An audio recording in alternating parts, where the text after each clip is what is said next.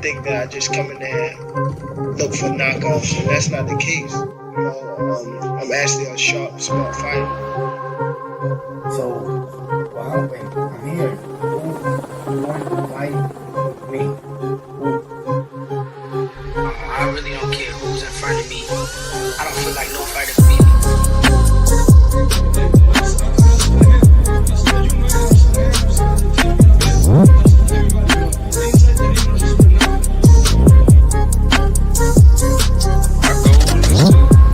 Demolish everybody, to be honest. Everybody that's in my way. The pinnacle to any weight division is to have all of the belts, all of the titles.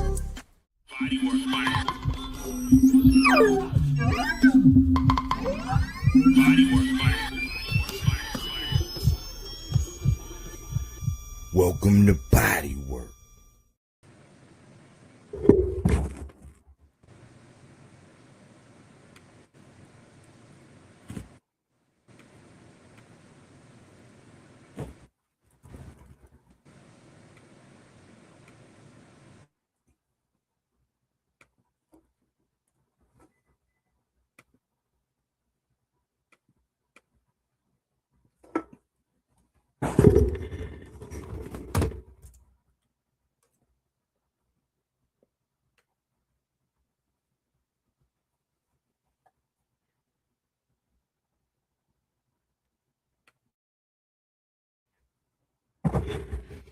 Man, that energy be wild. That energy be so wild, man. You know that's when you got a good one, man, when little weird stuff like that happen where I can't even scroll down and cue my music. Nevertheless, man, I'm going to show up, man. I'm going to show up. But dang, y'all know part of my whole spiel is to be able to do my audios and my visuals. I appreciate everybody who bear with me for a second. I appreciate you, yeah. Yeah, it was like right before something went on my little something went right on my daggone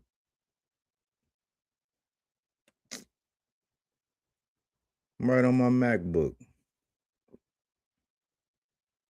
I appreciate y'all, man.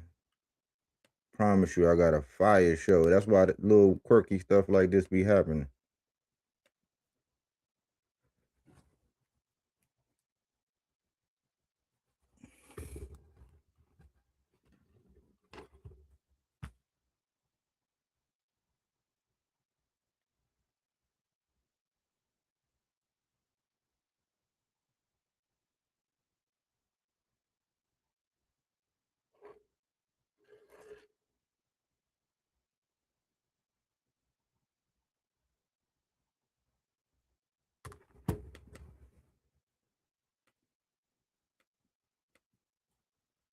Oh man, this is going. I gotta reboot. I gotta reboot, y'all. Bear with me one second.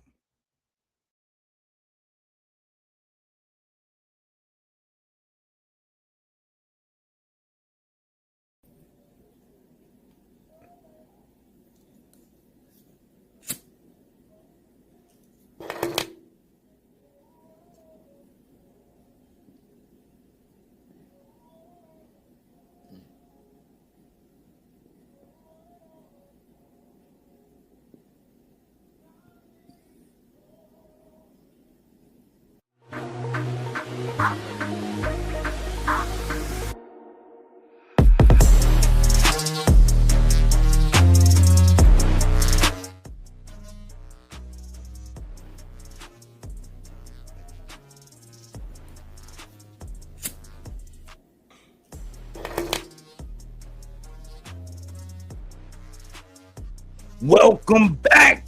It's Michael Rogers. Welcome to Bodywork Boxing. It feels so good to be back. I'm just sitting by the dock of the bay. I'm just sitting by the dock of the bay, y'all.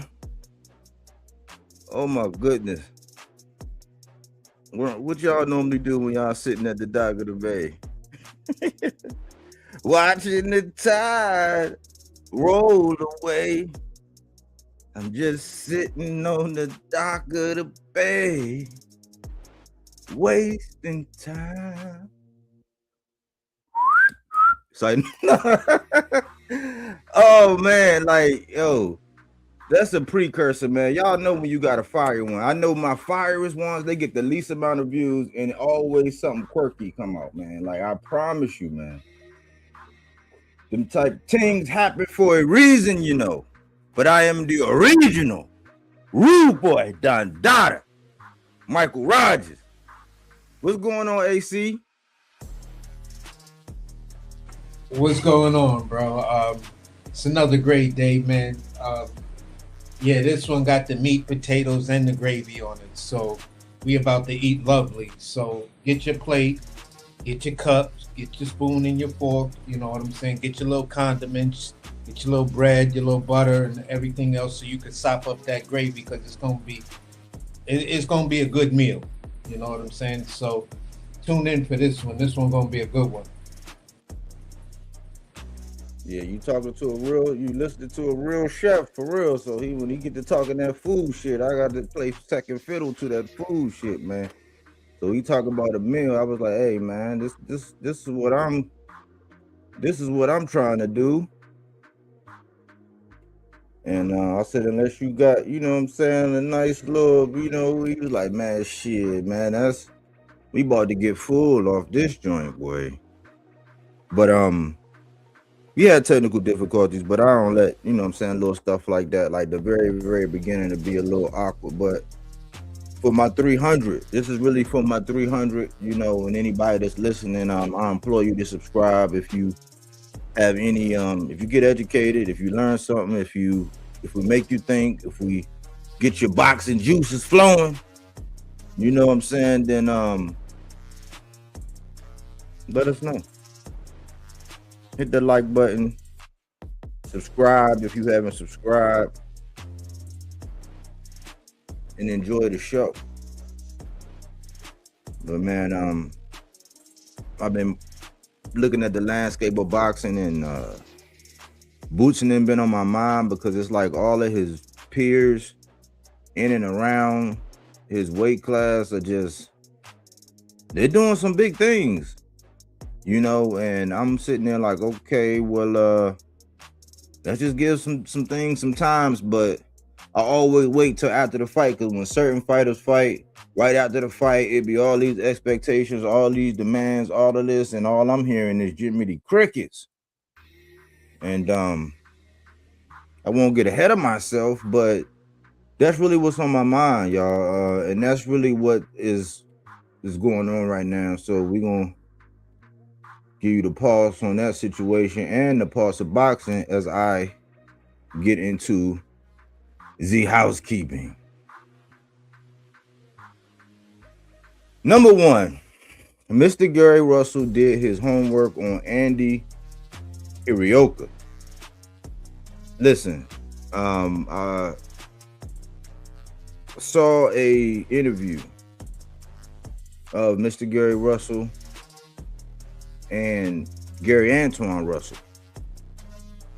You know, Mr. Gary Russell reigned for 6 years, 352 days at the 126th division. He was a boogeyman. Yeah. Only issue people had was like how often he fought, but I think it was a lot of politics involved, and man, a lot of people wasn't really in no rush. Wasn't a lot of people running up on his doorbell, ringing his doorbell for that smoke. Well, he has transitioned into the position of coach, but he's still an active. He was recently active, came into 35, but he had his coach's hat on. And I was very proud of Mr. Gary Russell, because Mr. Gary Russell, he talk his shit more than a little bit. And Mr. Gary Russell ain't nothing to play with. Or like he'll get, don't, you know what I'm saying? You can't get him twisted, man. Don't get Mr. Gary riled up, and everybody know that, you know what I'm saying? But he just a thorough dude, man. He is coaching his brother. And he's like Man, he had probably the fastest hands in boxing whenever he laced them up, in my opinion. You talking about a hook? Go back and look at his highlight. But he's in the coaching role, got his coaching hat on, and he spoke about none other than Gary Antoine Russell and Andy Hirioka. And when that first dawned, I had did a piece on Gary Antoine Russell. Top shot to them. Because even though T.O. was the most tenured, you know, and he had the most accolades and all that, you know, Gary Antoine was probably looking at like the most dangerous in the division. You know, he pretty much stops everybody. You know, Puello made it, El Rayo made it, but he pretty much stops everybody. I call him the butcher. You know what I'm saying? That shit don't always look pretty, but he chops and dices. He do hellacious body work. He will put you in the pressure cooker. You talking about a nightmare for a pure boxer? That's Gary Antoine Russell. He's not gonna give you all that time to sit back and think and, you know, ponder. No, he in your shit. You gotta be able to think on the move. But he has a very formidable guy in Andy Hirioka. And this fight, man, it's kind of been like, you know, the hotel was booked. You know, the roses were purchased. You know, the wine was on ice. It was gonna be a good night, and this happened several times, but it never happened. Yikes! So we was looking at the front door. It was underneath the tank car with the Jake Paul. That's why I said, man, like a lot of people were selfish because everything was geared towards Tank and how he, you know, that report that everybody kept saying those info he fumbled the bag. It was supposed to be on that. But I was like, I don't just look at Tank, because when you look at big cars like that, especially when you heralded as the face of boxing, people are on your undercards. Like there's pertinent fights, big fights. Well, this was one of them. And when I came out and I started talking about it, man, I automatically said somebody is getting stopped. Mr. Gary Russell has done his homework. He said, man, Andy Hirioka will give any of these guys problems. Like any of the champions. I looked at him and saw, I said, oh yeah, he got a punch delivery system that's a little awkward, but he will throw them hands. If this man come out with his hands in his pockets and he ain't gunslinging and they ain't, you know what I'm saying? This not going the distance, y'all. You know, it could if somebody, you know, change up and make business decisions and all that. But like, man, this is because, you know, I kept talking about, and I'm almost like not wanting to talk about boogeyman recertifications, you know what I'm saying? Because it's almost like every time here recently when I've been saying boogeyman recertification, the boogeyman been proven wrong. You know what I'm saying? So I don't know. I just know that Gary Antoine is probably the most dangerous in the division right now. But a lot of people don't do like primary content on him. You know, he's always used like an afterthought, like to like sick him on somebody or get their take on like people don't come out, because you have people that come out and do content on individuals, the same guys, like every day. Love them or hate them. If they hate them, every day they're going to do the same thing about them. They're going to twist it up. It's going to be the same thing about them. There aren't any channels that's like designated to the Russells, you know what I'm saying? And primarily, you know, because he's been more active recently, Gary Antoine. But the guy, Andy Hirioka, a lot of people are probably not going to really know much unless they're like hardcore. But the film speaks for itself. When you go back and look at the record and all that, and you think, you know, you hear Hirioka, you thinking, you know, you probably got a preconceived image in your head. But the guy's tall, he's, you know, he's rangy, but he likes to thump. Like he tries to, like he's a closer. And if he catch you right, you know, and I think Mr. Gary Russell, I know Mr. Gary Russell because of that interview. He's saying, man, listen, that dude give you, we focus. Look, you know, yeah, I know my brother said he want to undisputed. He want all of the titles, all of the belts. That's why that's in my intro. Because contrary to popular belief, belts do matter. It's just when people start, you know, picking and choosing and moving funny around them, that's when we start saying, all right, well, belts don't really matter. We know what really matter, good fights. He has one. He's probably the most dangerous guy at 40. He has a tough opponent, you know what I'm saying, ahead of him as he defends his strap. You know, I look forward to it. I know that Mr. Gary Russell looks at this like a challenge. He's one of the most competitive individuals out there. He was in the Olympics when Deontay Wilder, that class with Deontay Wilder. You know what I'm saying? But he's still letting them hands go. So I'm proud of him. I got, you know, all positive vibes towards him. I hope this fight get across the finish line. And I look forward to it. So that's coming up. That's the first set of housekeeping, man. So look out for that. I hope more people do more content on Gary Antoine Russell before it's too late, you know. Just the next one.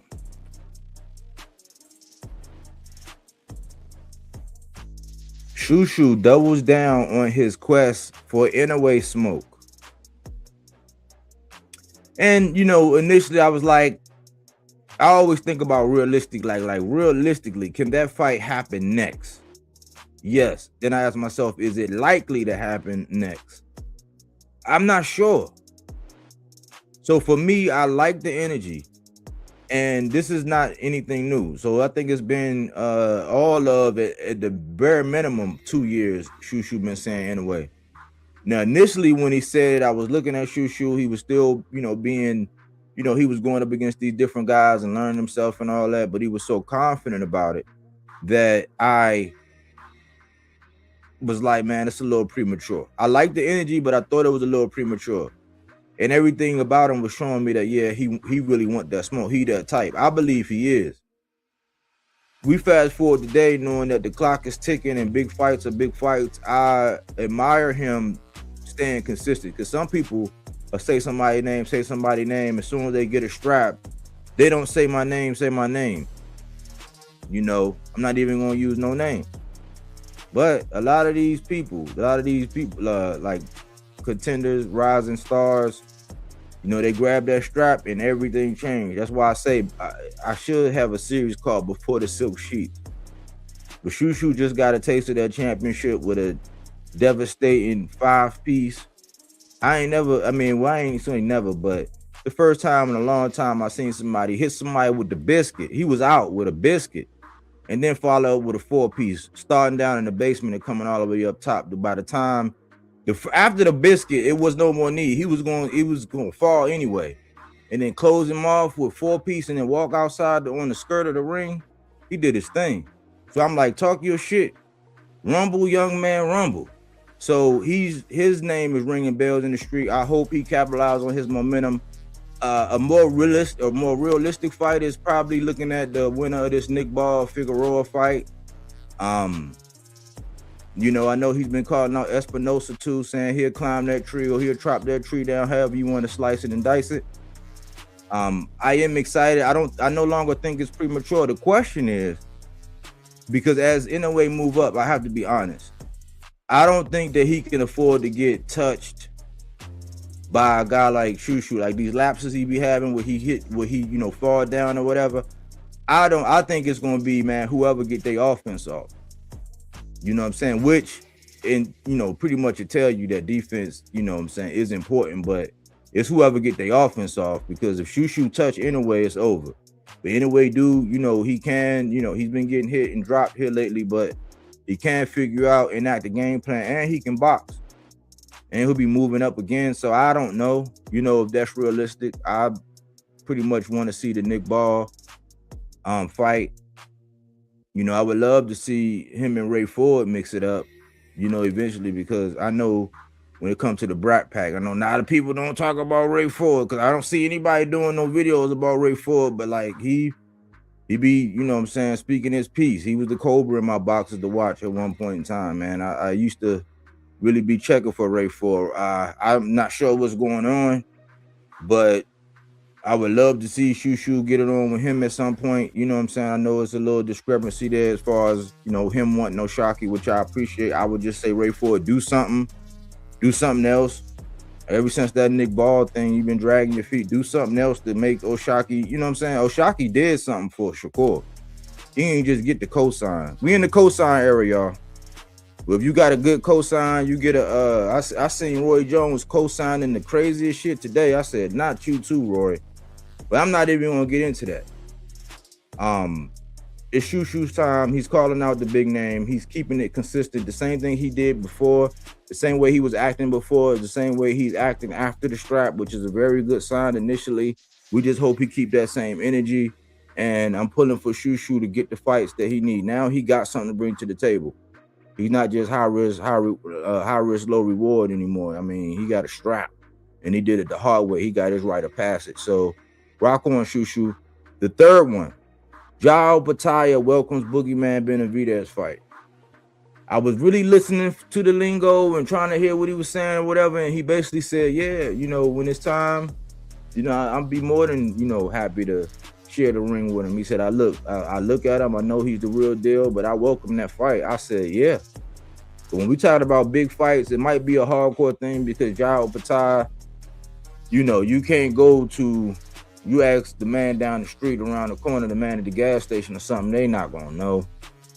But we know. Hardcores who've been up there looking at him, especially this last knockout he had, man. That's gonna be, but David, I don't bet against David Benavidez anymore. Certified boogeyman. He stamped his boogeyman card against Anthony Yard. Man, so I like that energy. I seen David Benavidez say he got a list, and I didn't watch it fully because I've been trying to stay abreast of what's going on in boxing and staying up to date, but I am in tune with the pulse of that, and that's a great sign, y'all, especially for David Benavidez, to where a lot of people, nobody really running up on his door. Look, Canelo Alvarez said 200 M's. I need 200 Eminem and M&Ms. If that don't say, you know what I'm saying, like, and man, listen, the man said he'll come down to 168. You know what I'm saying? Nobody was like, oh, yeah, hold my beer. Nobody. Nobody. So Jao Bataya say, hey, when the time is right, I'll be your Huckleberry. That's a big fight. I think some things got to happen. I think Ja's over there with Zuffa. I hadn't really got off into that. But since he's still saying it, it's just like, and this is the last thing I'm going to say. It's just like I heard Raul Valenzuela talking about Shakur. And I'm like, part of me is like, dude, they know something I don't know, or I thought that the confines of whatever they had going on, I don't know. I don't know if it's because they haven't passed that law yet. I don't know. But I'm like, it's kind of wild hearing these guys from Zuffa call these guys from these other places and this whole sanctioning body stuff and versus the umbrella you'll be over when you get over there with them guys. Like, it's just a lot, man. I'd rather just wait and see it play out. As I get more information, I could put more eyeballs on it. But as far as I know, Jao Bataya is affiliated with them Zuffa people, but he welcomes the David Benavidez fight. It's our job to do our homework, do our research, and figure out, okay, is that like? I mean, I believe Jao, but like, how is that going to work? I don't know. But that's the housekeeping, man. That's been some things that's been on my mind as far as, that I'm not really hearing a lot about. And what you got about any of that, AC? Well, as far as the Gary Russell and Andy Hirioka fight, I've been big on Andy Hirioka for probably 3 years now. You know what I'm saying? He's the guy that, for many people that just don't know him, he's the guy that handed Jin his first loss. He beat Jin just as good as pretty much Brian Norman did, but without the super impressive, like, one punch solid knockout. He dropped him I don't know how many times and stuff like that. And at the end of the day, it was a step up fight that even Jin was like, I was never ready for that dude. I mean, he's just on a whole new level, but he just doesn't get the airtime. What impressed me about him was he doesn't have your traditional Japanese look. He has that like Mongolian Japanese look, to whereas somewhere in his bloodline he may be, related to Genghis Khan or something like that. Because when you look at him, he don't look like a Japanese dude. He could pass for a Spanish dude that may have... I think he black. He half black. That's why I think. Oh, okay. So Yeah, he had black.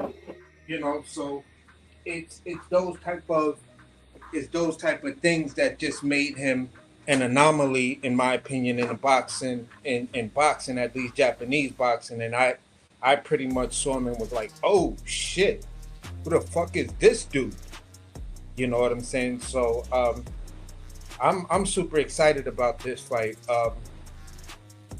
This is another one of those fights that I'm gonna be very nervous for Mr. Gary Antoine Russell, because Andy is if the Andy that I feel shows up, then this is gonna be this could easily be fight of the year candidate. So at the end of the day, I'm expecting something really nice. I am not gonna call this one because it's just you'd have to nitpick the nitpick to find out what's really going on with this guy if you know both these fighters and stuff like that. So that's gonna be a hella fight.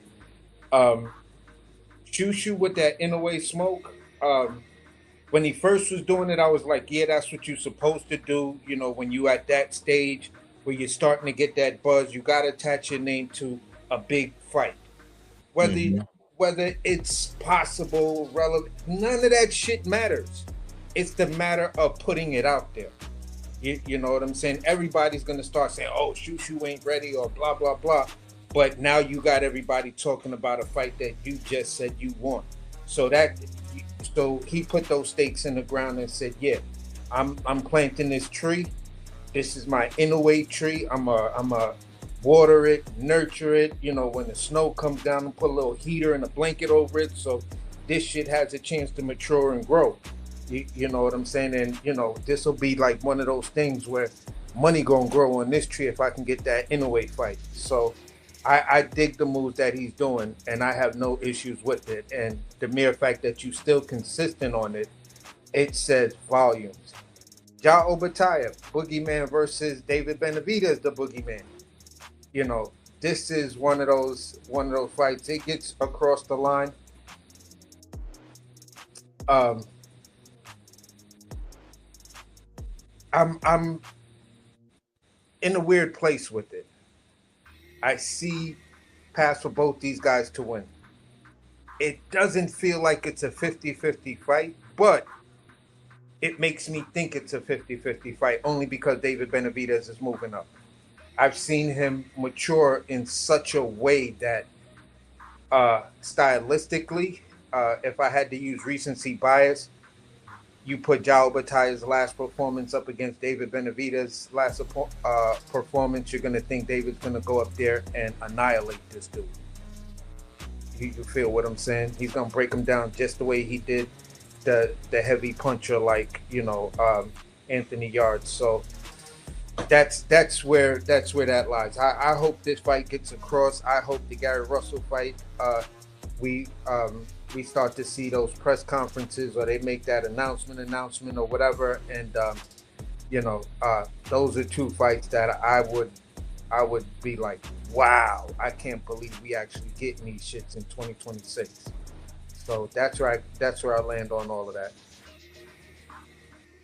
Okay. Cool. Yeah, I kind of it's a little ways out, but just to give y'all just to know that we not fly by night because we brought up Shushu and it was a while ago. We be following the bouncing ball and we be tracking these guys. That's why I just don't be slinging shots. But I want to show y'all something.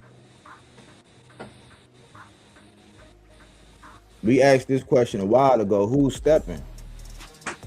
So we see who got stepped on. We see somebody that's being lukewarm, and we see somebody who just got on. So it speaks volumes. We be tracking, man. Man. So get familiar. But AC, man, you know what they came for, man. They came for the meat, the potatoes, the crazy gravy. You know what I'm saying? So I think it's about that time, man. We get into the meat and potatoes, man. You got anything before we actually transition? Any other thing that might have been, interesting enough to speak about before we get into this? I wanted to say this, and it's just a caveat and for me, where I closed the book on this past weekend's fight. I hear a lot of the talk, and something struck me earlier, maybe about 2 hours before the live, and I started thinking, what would my stance be if I was Shakur Stevenson right now? What would my stance be? Where would my outrage actually be based on the conversation we had yesterday? And I'm in a place with that because for me, my outrage would first be, you know, I need to talk to Tio. I need to have the conversation with you. And for me, it would be like, bro, you kind of like pissed me off a little bit because I really, really thought you was gonna show up for this fight. So this fight could have went down as history, as something that truly made us both great, win, lose, or draw. That's the fight I thought I was gonna get. But for you to give me a fight where I never came out of first gear, I'm like, that's disrespectful to me, that's disrespectful to your fans, and that's disrespectful, just across the board. I know that there was this talking point of which one of you was gonna show up. But at the end of the day, I mean, come on, Tia, the level of professionalism, the level and magnitude of this fight, where we are, we're both young, there's really not too many caveats behind it. I just would have, probably come out and made a statement similar to that and been like, hopefully, and I'm sending this out to everybody, y'all got to show up if y'all want to fight me. It's those little type of things that I think separate people and champions to say, listen, y'all could give me all awards, but I know what really happened. Mm-hmm. I know what the fuck really happened. So at the end of the day, yeah, I'm gonna take it, but I'm gonna just go on my humble route and hopefully the next guy I choose to fight really is coming to fight me. For all that, fuck that. I'd rather, rematch with Josh Padley because he said he would bring it to me if he was in better condition. So, I'd probably be making statements like that. I tell people like Andre Ward and everybody else, chill on the hyperbole, bro. It wasn't what you guys are saying because the dude didn't show up and he basically robbed me. Just like I stand 10 toes down and saying Loma robbed him of, that just the real accolades of being undisputed. Technically, yes, you're undisputed, but for everyone to just really recognize you as the undisputed champion, Loma robbed you in that and going for that franchise belt. So that's why I'm keeping that same type of energy because I just think some of the hyperbole just doesn't match the two guys that were actually in the ring on that night. So that's just my bookend. Congratulations to Shakur Stevenson. You did what you were supposed to do. Beat the shit out of a dude, just didn't want to show up. I applaud you on that, and you looked amazing doing it. I went back and rewatched the fight again, and it was just like, man, if I was an alien and I landed and I just saw the replay of that fight and I never saw any of the lead up to that fight, I'd have been like, yo, that dude's a god in hand-to-hand combat. But, that's where I leave it at that. And, hopefully the next guys and the next fights coming up, people decide to show up and not just sell us talking points. And that's where I end that. Yeah, man. I was, I've been thinking the same thing, man.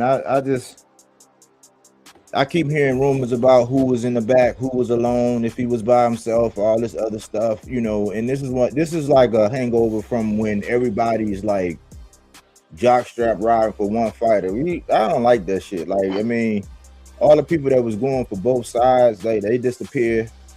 But that's the life of a boxer, man. That's why they get them big bucks. So I would say, you gotta show up, man. That's why I say you talk all that stuff or whatever, and then you got fans, you got people that's saying, all right, well, we looking at everything and you legit. You know what I'm saying? You formidable. Then be formidable. And as a champ, I can't stress this enough.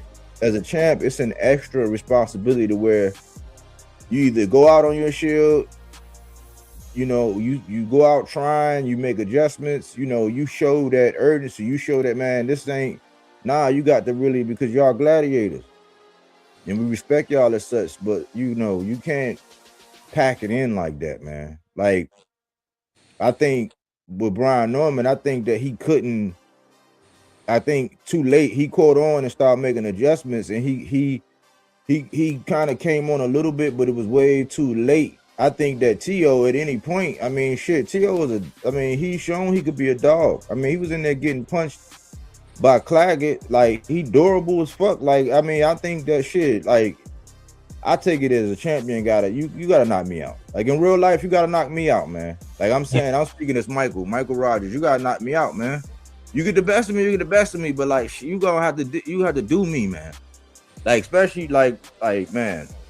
But again, I'm a couch potato. You know what I'm saying? Let everybody tell it. So I agree with you. I agree with you. Now to address Melazar's comment. And I could put the link out there, Melazar, if you want to get up here, man, when we get to cooking on this Eddie thing. I know how you feel about Eddie. But when it comes down to Nick Ball and Figueroa, Nick Ball is Nick Ball is a rough dude. He got that armadillo style. You know, he is rough, rugged. Like he beat Ray Ford by just outworking him. And I don't care if he's sloppy. I don't care if he don't got the best form. When somebody punching you everywhere and they keep going to your body and they sneaking in uppercuts and they catching you, like the way he fight, he's not going to stop. He's not going to stop. Figueroa, he gets hit a lot. I think him and Navarrete were like, I think Figueroa, at one point, like this is when I was doing my research on, you know, the whole Stephen Fortson and Figueroa. I'm like, man, this dude get hit the most in the sport of boxing at that point in time. It could have changed, but he gets hit the most. I combine that with Nick, you know, in the backing that he got. You know, I've seen Figueroa box. Like, it's weird. I've seen Figueroa box, and I'm like, why you don't fight like that, dude? Like, just box. I only seen him do it like one real time where he really boxed. And I thought, when I looked at it, that first Stephen Fulton fight, like it deserves a second look. I ain't gonna say I'm not gonna say it's as extreme as how I feel about that first Andre Ward Kovalev fight, because I think Kovalev won that fight. You can't convince me. It's like a step down from that to where it's like, yeah, I kind of look at it, man, like Figueroa kind of did his thing. That's not even the time when I saw him boxing, but he get hit a lot. So I think, you know, Nick Ball gonna overwhelm him. He gonna hit him in the back of the head. Like, he gonna rough him up. He might trip him up. He gonna hit the canvas a couple times, and it ain't gonna be from a punch. Like, I think, but he like to brawl. So that's just gonna be rock'em sock'em to a certain extent, like a degree away from rock'em sock'em, in my opinion. But that's my opinion on it, Melazar. Aaron Jones said, I'm gonna keep it real. T.O. is some shit, but he could have fought better than that. Yeah, I don't look at him as some shit, but I see how people do look at him as some shit. I just know that he could have gave more effort. You could have gave more effort. Like, because at the weigh-in, you did a backflip, no hand tuck joint, perfect form. You was dancing, you had the jabber walkers, you had all that energy. I'm like, man, if you're gonna do that, we need that energy in the ring. And, you know, for people thinking that my man Tank can't get past the jab, if you get neutralized by, once again, front foot placement and just the jab, come on, bro. You got to go out swinging, man. You got to take my cornbread, bro. You know, I'm not violent. I'm not just giving it up. You know, so, you know, positive vibes to T.O., man. I hope he bounced back, man. That's the life of a fighter. He'll get over it, man. He still was a champ. He still, rang bells. It still was worthy of the fight. Wasn't something we asked for, but it was a big fight by all the implications. You know, we just want you to show up. That's the link, but let's get down to business. AC. Yeah, for sure. And this is something we've been looking at for a while. You know what I'm saying? Kicking around, mulling over, waiting for things to happen and tracking. And, interview came out with Josh Kelly, and we're going to get into that. But we were looking at the landscape, and I was just saying, okay, I had to update, you know, a whole division, and this is the division I had to update right here. And I'm like, okay, so what's the climate? Because a lot of people say that 54 is like chasing. Well, you said that 54 is chasing 40. I like that because although 54 is hot and it's been hot, it's just I think 40 is even hotter. That's why people are playing hopscotch. But when I updated this, I got to thinking about the landscape and going into that last fight with Xander having just got that strap, how they did Charles Conwell, how he did Perez, how Abbas Baru did Tez, and then they go right back into it. I'm like, wow, Top Rank must really believe in this dude. You know, he got Puerto Rico behind him. Man, that's like, it's rare that you see somebody that young, because he was the youngest before Abdullah got it. But then to turn around and go back and unify, and I'm like, man, I'm looking at it like a chess game. You know, and in the game of chess, man, he just made major moves, like major power, major influence. He can probably pick, choose, and refuse.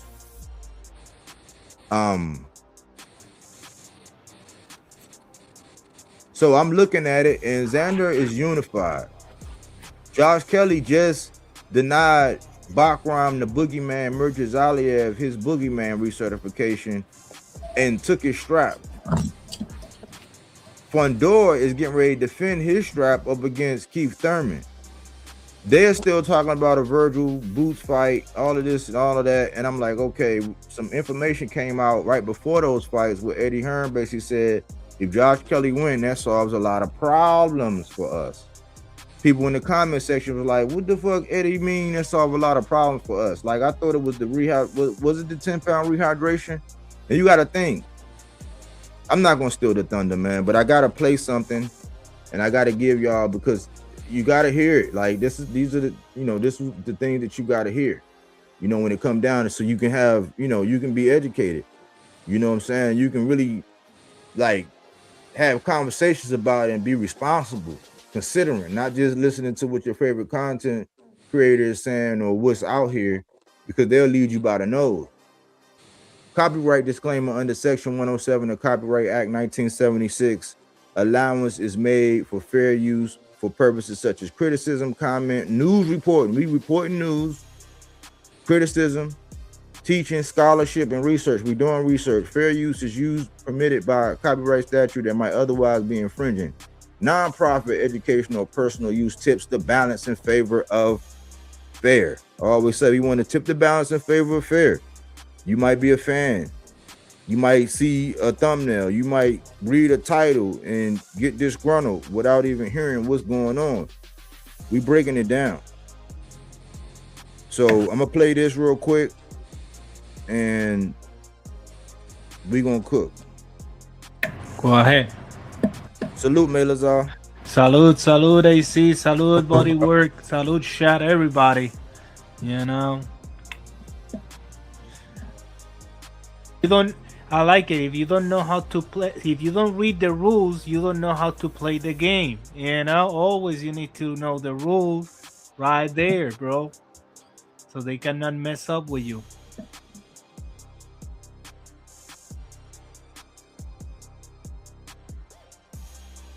Yep. So I had it, y'all. I don't know why.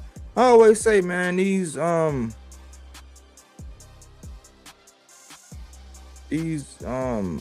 energies, weird energies come at some point in time, man, and it kind of throw you off. But I got it. I got everything done now. I gotta lay out the foundation so y'all can hear this, man, so y'all don't get led by the nose, man. But listen to this.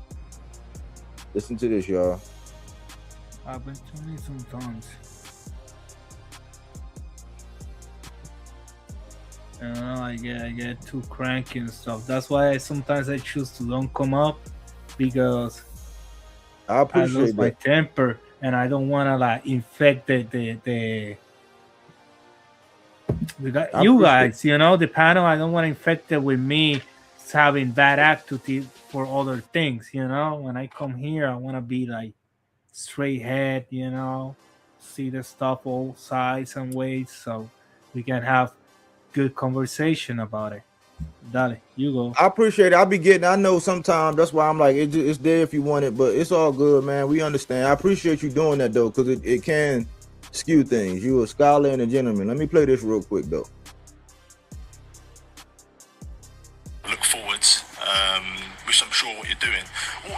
This the Ring magazine, y'all. What would you like next for yourself? I know a lot of people spoke after the fight about Boots Ennis. Do you think that's an option for yourself? Would be Boots? I mean, anything's an option at the moment. We're just, like we're saying, we're just enjoying this time. There's been a few names floating about, like Ben and Zayas, and to be honest, You see, Ben and Zayas. This is what he said. Ben's an easy money fight for me. I'd love that. I don't think he'll take that at all. But you know, He said, Ben is an easy money fight for me. I don't think he'll take it. say never. I mean, fill the stadium and let out, but that's what we're looking to do, a stadium fight next. And I think with the support I got from the Sunderland fans and the North East in a whole, we could do that with Zayas. Zayas is, I mean, think about it. Boots hasn't got any belts, right? And Was the first thing he said. Boots doesn't got any belts, right?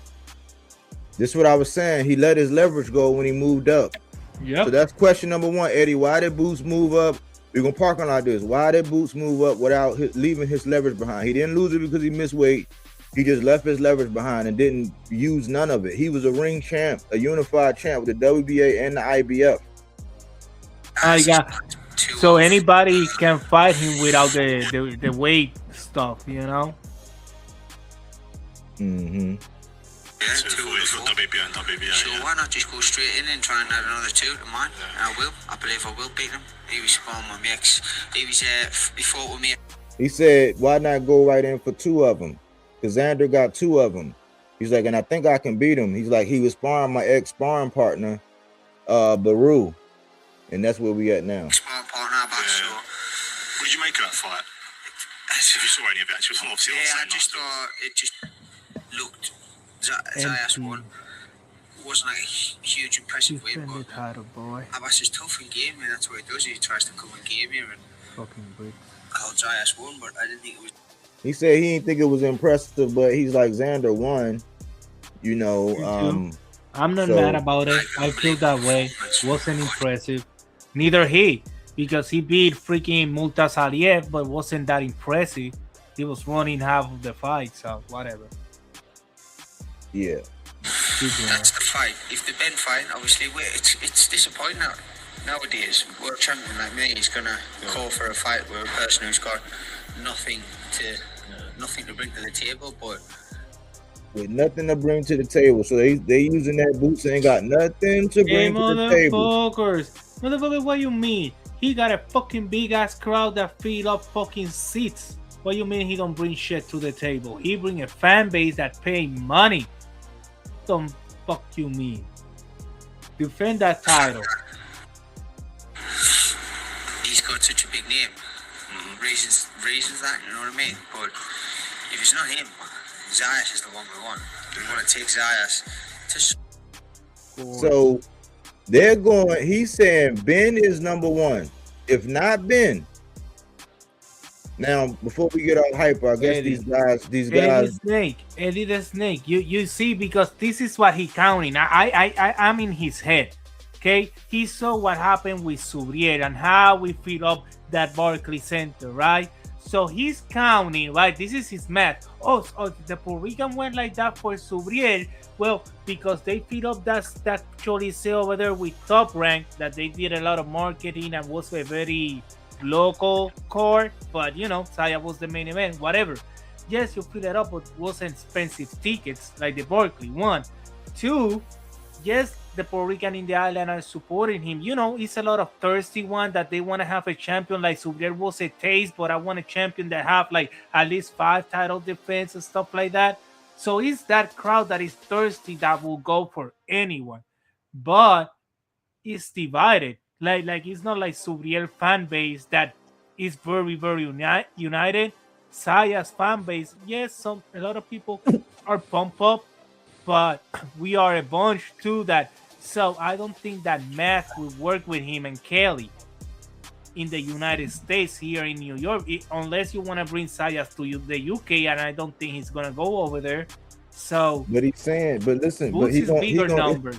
It's only a couple. It's only like it ain't that long. It ain't that much longer. But basically, he was saying that if he want Conor Ben first because of the name. Yes. He said he wants that second because of the belts, and why not go in and get 3 of them? And they talking about that Sunderland Stadium that hold like 48,000 or whatever. Where? Over there in Wembley? Yeah, over there. Yeah, over there. So, what? you know, He's not. He's not a big. What type of circus you need to fill up the Wembley? That's a soccer field. And I hear you're missing a point. You're missing a point, Malazar. It's basically like this. The big domestic fight between Josh Kelly is with Conor Benn. If you look at where Conor Benn is and how they made him a superstar after basically beating Eubanks. So that's one of the biggest domestic fights. Eddie Hearn even was alluding to that fight because they know it's a big domestic fight. If we go back and listen to Eddie when he said, I love domestic fights over making fights across the seas because it's just too many things. But if you got a really nice domestic fight that really sells, you can charge a good pay-per-view price and you can book it in the stadium where here's the A side play. Yeah, because over there he know his pawn, you know, over there in that island.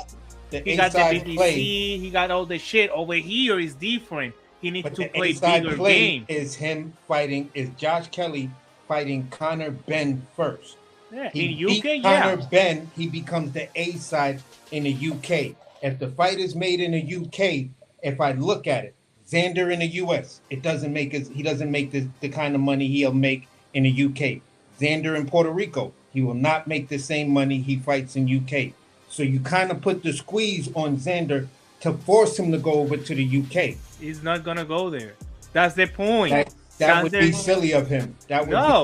No, he's not gonna get out of the USA for what? Lose the Muhammad Ali act? I am the unified champion. That part is irrelevant to the fact of you're going overseas. You're going overseas to now become a world champion. Can come over here. If he won my 2 titles, I got 2. He got 1. If he won my 2 titles, he have to come on this side of the pond. That's how you use the label. You're not the name. Just like with Usyk versus Tyson Fury. At the end of the day, Tyson Fury was the A side over Usyk, although Usyk had 3 of the belts. Yeah, but those say over there in England, over there in the other side of the pond in Europe. Let me clarify something though. So we're the Americans. We come here. Let me look what we did to Dalton Smith. You think we were not gonna do that to Josh Kelly? Nah, bro. You have to come to the USA. Mirza, let me clarify something. This is under the vein of what most of these guys do, which is why I be saying don't be getting too hype about what they be saying and when they be looking ahead. Yep. When most of the time when somebody wins a belt like that, the first thing they want to do is go, like when you look at Keyshawn, he wanted to go back home to Norfolk. Like all these guys, you know, Richardson Hitchens was vying for T.O. to get back in New York. Now T.O. did in New York, but like it wasn't with Richardson Hitchens. Like these guys, when they win a strap like that for the first time, they want to go home and have a victory lap or whatever. They want to capitalize on the 48,000. What I'm getting at is, okay, their priority is Conor Benn first, and then Xander.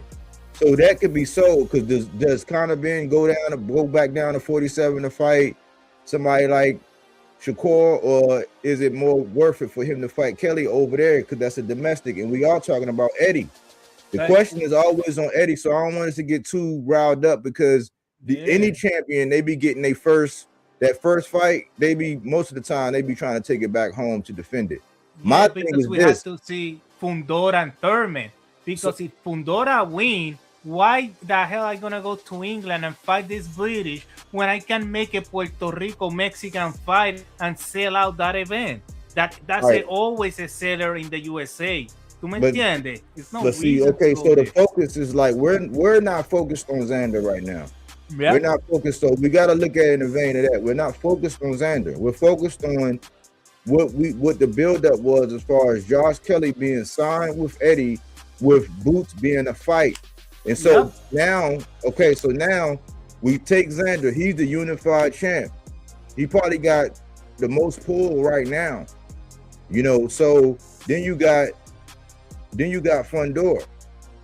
The other piece to the pie is Kelly. That's the only reason why we're talking about it. So this is not singled out on Xander. Like, this is nothing about going to Puerto Rico, all that. This is the fact that Josh Kelly is saying he want Conor Ben and Xander. And let me let him finish, closing this out. Yeah. That don't make sense. Why not in the sun. You come to the sun and I play, like I said before, on a rainy old pitch, on a like a Saturday night, cold, dark, see how your box then, where Sunderland fans scream the stadium fight. There are no arenas and nowhere else. It's a stadium fight. That unification, me versus as red and white party, it'd be crazy. Does that sound good to you, Adam? If you look at options, would you think Xander Zayas would be the front runner for you, or Conor Ben as said? Well, it is. I mean, commercially, in the UK, historically they love big domestic rivals, and which is why the name Conor Ben has been brought up, because his domestic name that sits around 154, and that's what he brings to the table. He brings his name, his family name, to the table, which has gained a lot of attention. And he's done the best that he can with what he's done with his career so far. Josh brings a world championship and class, as well as a city and a region behind him, and a Premier League football club that want to back him. Wait. Yeah. So, aside from that being the big domestic fight, if it's not that one, then I want Xander Zayas. Yeah. I want Josh to pick up 3 of the belts. To go on to unify the decision, but firstly he's got to pick up more and then become undisputed. Yeah. I hate Eddie Hearn. Yeah, asked for Josh over a year ago. After that fight. And he did. So here we are. Because we're ready. Just away from Zayas as well, like about Boots as well. Great fighter. Yeah, exactly. Doesn't have a belt. What was that? Because then he was saying obviously the fight. He said, "What about Boots?" He said, "Great fighter." He said, "Great fighter," but he doesn't have a belt none, does he? And that's the first thing he said. Josh should sign for the fight. So we signed a multi-fight deal with Matchroom. Look at these motherfuckers. And this is one of them. Hold on, man. We gotta hear this. We gotta hear what he's saying, man. This is a major point right here. Let him speak. I'm undisputed. Xander Zayas has asked for Josh in the past. Yeah. Asked for Josh over a year ago. Sure, he asked for after that fight. And he did. So here we are. We're ready. Yeah. Just away from Zayas as well, like about Boots as well. Great fighter. Yeah, exactly. What was it? Because then he was saying obviously the fight, like Josh had signed for the fight. So we signed a multi-fight deal with Matchroom, and in that contract there were names. And this is one of them. And we signed that contract at a time when, let's be honest, everybody hoped that Josh would win, but nobody truly believed he was going to win. Yeah. And not only he won with class. Yeah. He won with class in an amazing event, and the feedback and the backlash from Saturday night has been incredible, and it's probably been more than any of us could have hoped for. And this is a business and it's a sport, so it's time for everyone to stop, look at what the best thing for everyone is. Yeah, and just on Conor Ben as well, there, you believe that he wouldn't go to 54 for the fight against yourself? So they are not looking in Boots' direction. So he tried to avoid him. He's scared of him. He tried to avoid him. And Eddie Hearn is the promoter of both. Why you're talking about a guy that have another promoter? This promoter have to talk and shit. And both I know, like nah, bro. Eddie Hearn needs to put the Boots under the IBF, in that to put him in a contender or something, or get Kelly his optional. Because Boots versus Kelly here in the USA make money and sell, because Boots is a big draw. What the fuck you're talking about Xander Zayas, cabrón? That's another promotion. I don't know. Stupid. And I see him that he was trying to avoid Boots for a minute. Like he asked him for Boots before, and then he asked it at the end. And he said, no, yeah, but he don't have a title. I don't know. Avoid it. And Eddie said that I was in the contract, but not, like, what the fuck, bro? You're a boxer or what? What you want? Like, he saw Xander, that maybe say easy. He got 2 belts, then I can have 3. Instead of, why you don't mention Fundora and Thurman? You feel me? Like, he's just, Boots eat him alive. I want to see Boots versus Kelly. For real. Now I want to see that fight. All right, so let me Let me ask you. Let me ask this question to everybody. Now we've been tracking the fact that he was signed for Boots. He's on the thing. He's on the contract. Multi-fight deal. He's on the contract. Now they're saying he don't have anything to offer. What I'm getting at now is we know that he's a name, but I always ask that question about Eddie Hearn, and the infamous question are they're making American boxing great again. It's not if they're having an impact on the sport, if they got their fingerprint on the sport, if they're making decent fights, none of that. It's American boxing, which is in our own as boxing fans, hardcore fans. It's in our interest to be concerned with our stars. I always say Eddie is a master at procuring American talent and building up his fighters over there. He has got several of our fighters lined up. Now, it was their fault because, hey, it was y'all two in the ring along with the ref, but this is a reoccurring pattern, and I'm asking, when Boots moved up arbitrarily the day before Brian Norman fought Jin Sasaki, without using his leverage, without no real game plan, saying that, oh, it was a rumor that he wanted 2 tune-ups, and Turkey say, well, how go over there with Eddie, until you're ready for a big fight. So then he approaches Virgil Ortiz, he runs down on him, they say whatever, Virgil say whatever in the locker room, people start talking about what the fuck is a duck. We were trying to classify what it was. I was saying, listen, I'm not sure if you have the leverage you think you have, especially when it's already known that you already booked the venue, so you're going to tie your opponent's hands with that. You're going with somebody that got a big Mexican demographic behind them. I'm not sure if you can go in there guns blazing like that, and those negotiations have dragged out so long that it's a weekly segment where people keep saying that Virgil is a duck. It's like, okay, if he is.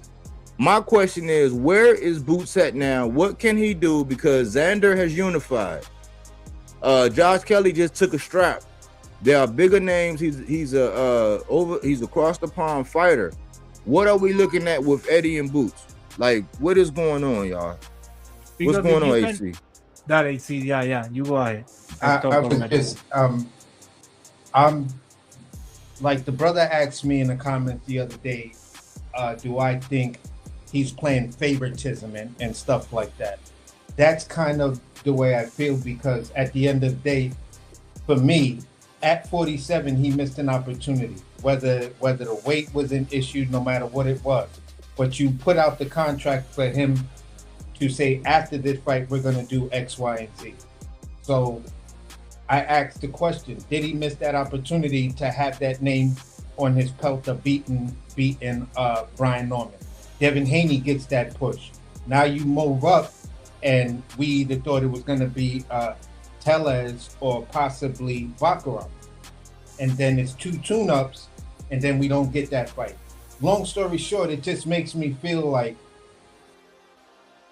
what's going on? Are you waiting for him to do, to fight some of the other names and then come up when all of these belts are available and he's just going to snatch all the belts?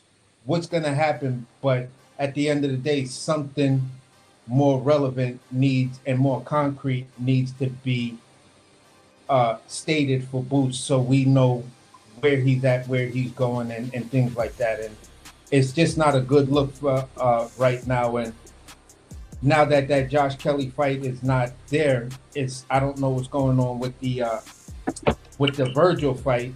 It's got him in a weird place. You know what I'm saying? So I don't know what the move with Eddie is actually doing for Boots right now. Yeah, I see what he did to Raymond Ford, and Nick Ball, because I saw that he put Raymond Ford to fight this tall European, whatever race he was, whatever. So he beat him. So he know Raymond Ford cannot do the 126. No, he make him fly to freaking Saudi Arabia to do that freaking 12-hour trip, all that bullshit, the food, do the weight over there, fight Nick Ball, like you saw, Acho, like Raymond Ford, instead of moving him to 130, and he had the WBA strap, so by the WBA you can as the champion, like the next division champion, you can go for that title and fight the champion because WBA let you do that in the rules.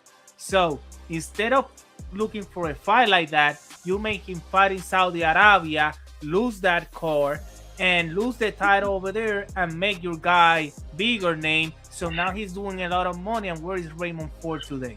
What he's doing? And he's about with to fight Eddie for a Hearn. belt, ain't he? When? He's in 130 right now. And last Yeah, he about fight, to fight. And he about to fight for a belt. no, I don't know nothing about Raymond Ford. Nothing is out there talking about him being in a fight. Nothing. He used him to elevate Nick Ball. That's it. And then he throw it to the curb. Yeah, get a fight away. Acho, that's what I hate the trips to Saudi Arabia.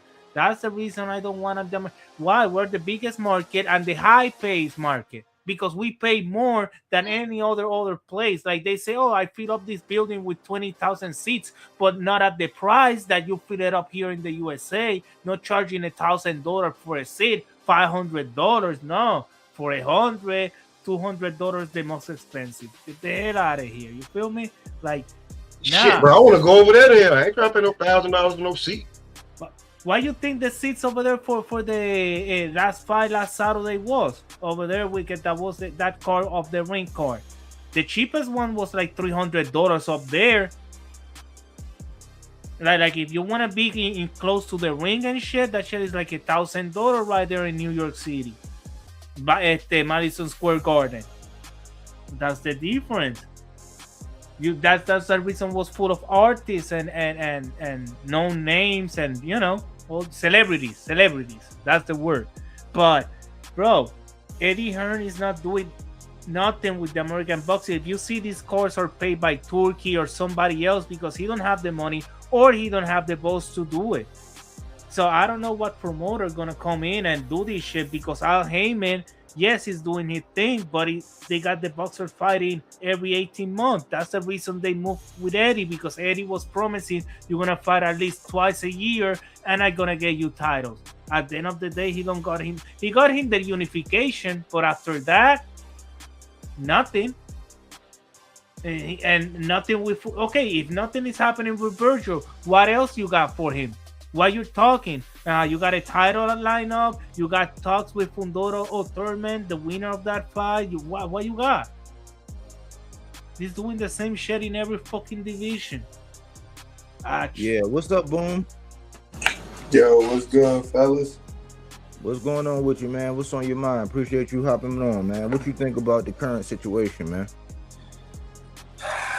I sit back and I just watch it all fold and crumble, man.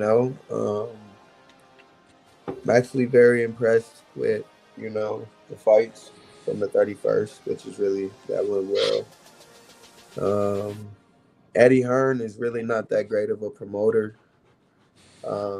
He sells big dreams, but they never really make him happen. Yep. So, I mean, I'm not against Eddie or nothing. Every time he's, put a fight on against Bud, he lost. So I don't know, man. Eddie kind of just, he kind of all over the place, I don't like how he's working with Boots, and I don't like how he's working with Shakur. I feel like there needs to be a little bit more promotion for them guys. I think he needs to talk about Virgil and Boots fight and what's going on for real. You know what I mean? I don't know. Eddie just got some work to do as a promoter, but I ain't hating on him or nothing. Shouts out to Eddie, man. He's one of the promoters that got this sport going. Yeah. Never bury your. You gonna know. Life is. We never know. Yeah. Well, my question is this. I'm like, how come after the big fight we hear everybody talk, but we don't? It's crickets. That's why I got Jimmy the Cricket up there. Like, why they don't keep us informed? They do all this build up, all this talking, fights happen, people settle in, and then we don't hear anything. Man, it's like I said, it's called selling you a dream, man. Trying to just keep you in the loop and keep you to spend that subscription money. I'm not saying that you spend it, but I'm just saying, like, for the fans. I know, yeah. Eddie, he good at selling dreams. I gotta say it like this: Eddie is a great promoter, when it comes down to his European fighters. Yes. When it comes down to his Somebody European finally fighters, said it. bro, that dude will get you any fucking fight you want when you want it, and he'll make sure that shit is built enough that it goes in one of those stadiums. Now, when you look at to something Malazar said about what we pay per ticket here in the U.S. versus what they pay over there, here's the thing: you're talking about 16,000 to 30 to 40 to 60 something thousand. You multiply those numbers by 25,000. Where? Let me finish. Some of those stadiums are huge over there.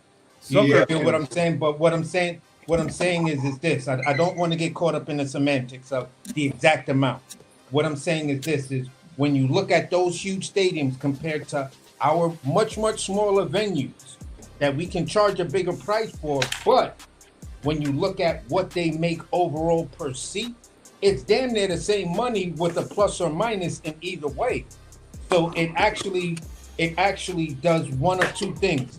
Number one, it gives more fans the exposure and the camaraderie of actually being at the venue, because your furthest seats can still be sold and you just have the big screen or whatever, but everybody was there.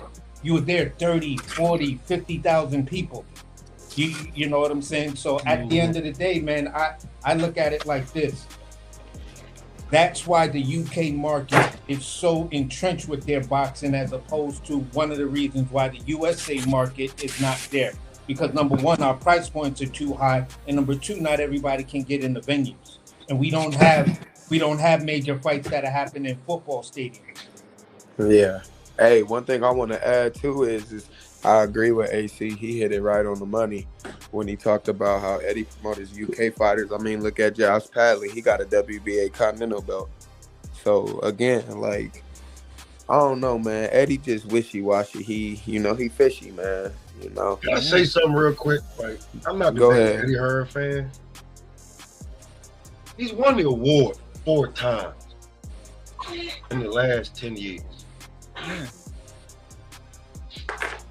Sometimes you have an off year, but he's won Promoter of the Year 4 times. But who we got? Look who we got. Look who came in and took over. Now, a 90-year-old man, and the other one we even know who he is. Those are the 2 American promoters we got. Listen, it doesn't matter how many we got. He Word. won it. He won it, bro. Like, it don't matter. Like, if that was the case, then Bill Russell championships don't count because only 12 teams. No, but what I'm saying is we don't have a promoter that got the balls like we used to have, like with Don King. You feel me? Like we have a promoter that he makes. But what happened to Don King? What happened to Don King? These motherfuckers take him out. Completely blackball out of the sport. Yeah, blackball. Hold on. Completely blackball out of the sport by his partner, the 90-year-old guy. Yep. Bob. So you gotta watch your back. You gotta watch your back from way back in the day until way into the future. Because Don never thought he would be on BLK Prime. No. So when it come down to it, I just think I think the Turk got people spoiled. I mean, he had money to burn. He got a budget of $750 every 4 quarters. Ain't nobody playing with money like that. And his events just got good. All the just got good. Events, they just got good. So let's just be real. They all the same. Yeah. They all the same. You know, my guy. I wrote my guy, the guy from Fresh. I emailed him and I told him, bro, you need to start bringing like more diversity, like bring more American boxer, more black boxer, more, got your Puerto Rican, but get out and sell what you sell already that night, and people gonna come. If you're gonna offer this to the American people, everybody gonna come. Don't just try to stay with the Puerto Rican boxer and try to build them just them. Go and get more. But the thing is, man, we could give him, he got accolades. What the focus is, what the conversation is, we're talking about boots, man. We're talking about like how they're shying away from these guys and the focal point. They're Is moving. Boots. Like he's not getting Boots. Like the whole strategy. Like no, like I'm starting to say, okay, well, shit, should he go ahead and get a jump start to 60? Because what I'm looking at is, like Earl and Bud had the pipeline clogged up at 47. Okay, cool. That got unclogged. He inherited 1. He went and got 2, so that he was halfway there, and he had the ring, which is the cherry on top. Usually, he jumps top. He leaves his leverage. Like we can give him all these glowing praises. Yeah, he get accolades. Yeah, all of that. But like as far as what he's doing with Boots, like there's a conversation with Conor Ben and Josh Kelly. There's a conversation with Josh Kelly and Xander Zayed. It's like they're infatuated with Virgil. That stalled out. Like just like a boxer, you got to have a plan B, a plan C. Like where is the what is he doing with Boots? That's the focus. Boots can be another Tank bag, you know, like making the same amount of money that Tank's made in his fights. You can make that with Boots. You can create a boxer because he's a boxer like that. People are interested in him. You only have to sell it. You only have to give him the good fights, and people are gonna come and watch him, bro. Like it's not even that hard. You don't have to build him up. But that's the problem. That's the problem right there, because we look at opportunities where Boots could have taken those opportunities, but they didn't put him up for those opportunities. Okay, we thought there was a game plan behind him fighting Usman Lima. You feel what I'm saying? And we was like, okay, you get that shot, you should be next in line. You know what I'm saying? And Eddie should be talking that once you got that interim belt, you're about to take on that champion. But that's not what's happening right now, because everybody's talking. These guys are talking a lot of different shit, and it's just making me feel like, okay, what's actually going on with Boots? Because right now the plan you sold us that he's going up, he's going to fight Usman Lima, he's going to get that IBO belt, which is a legitimate belt over in Europe. You feel what I'm saying? And then he's right in line. He's right in line. Let me make sure I got the name right. So, you know, we all good here. He should be right in line for Xander. For Xander. Now Xander's the unified champ, but Xander is not talking that. Bob is not even talking that. So at the end of the day, if it's not Virgil, why isn't Eddie putting that same pressure on Xander and Bob to make the Duran Ennis fight? Put that fucking paperwork in. Become his mandatory. Do something. No. I got my hand up. I'm getting frustrated with niggas who know me. And I told you this over a year ago, this shit was gonna happen. So it don't even bother me that it's happening because I already seen it before. Yeah. I told you this was gonna happen. I told you this was gonna happen. Hey, see, me and you talked about this on the phone. I told you this was gonna happen. And we was on panel with what, like 7 other motherfuckers coming at us because they like, nah, go to 54, all the money and all. It's like, bro, he's going to get frozen out at 54. It makes no sense. Just go straight to motherfucking 60 or 68. And everybody's moving up to 47. So he moved up when everybody was moving. When he moved out of 47, everybody moved to 47. You know, he couldn't make the weight. No, like I'm on record. Body tell you, Trey tell you, they should tell you. I said he shouldn't even go to 54. He should drop that belt. There's really not a fight that's really worth it. He's gonna get credit for it. He should go to 60. Now, there's no names at 60, but he would be the name. And the audacity of a welterweight jumping the middleweight in this day and era would be crazy. But here's the thing, behind the scenes, I know. But he needed a title in 54 I'm gonna tell you, these 54 pounders, these 60 pounders, these 68 pounders, they all know it was only a matter of time before that caterpillar ain't gonna be able to sit in that cocoon no longer. And you really gonna see what weight class he's supposed to be at. Like people criticize Subriera, and when he don't win with Eddie, you know, he did that fight with Paro, and then he went back, he stayed with his promoter and said, fuck you, Eddie, whatever. we do our shit, right? At least he become champion a second time. With Eddie, he was still waiting for fights or fighting nobodies in nowhere. You know, that's what Eddie do. With every freaking, he just see a title and say, "Oh, this guy is a quick money fix." You know, he's a That was the duct tape. sales pitch, Body. Eddie Hearn is a duct tape. You feel me? You use it for that quick fix. He's always trying to do this quick money fix and shit, but never invested and build up and shit. Just his European guys. He's like that. Okay, now, Body, you're right. That's the pitch that he sold, and that's what you got, right? To being real with you. But again, when you keep seeing how these foreigners keep getting a title shot over some of the fighters you think they should get one, why they giving him a shot? Because he got that damn IBO belt. That don't mean shit over here. It means something over there. Nothing. That shit means shit in the here. But it means something over there, and they use it to get that man a title shot against the guy that you be like, man, he shouldn't even be fighting him. But that's how they do it. In Mexico, the IBO is legit. You feel me? That shit don't even respect outside it in of Mexico. America, outside of the United States, the IBO means something. In Europe, but not, you know, in Mexico they don't even care about that. The IBO. But listen, over there, so it's odd that he's calling Conor Ben, and this is going to go back to Eddie. This is the same thing I said. Okay, like with the Shakur and the Tank thing, how you can't leave, don't go over there with PBC and tell Eddie not to try to make that fight, but you sign up with Eddie, and the next thing you know, you on the turkey wing and all of that.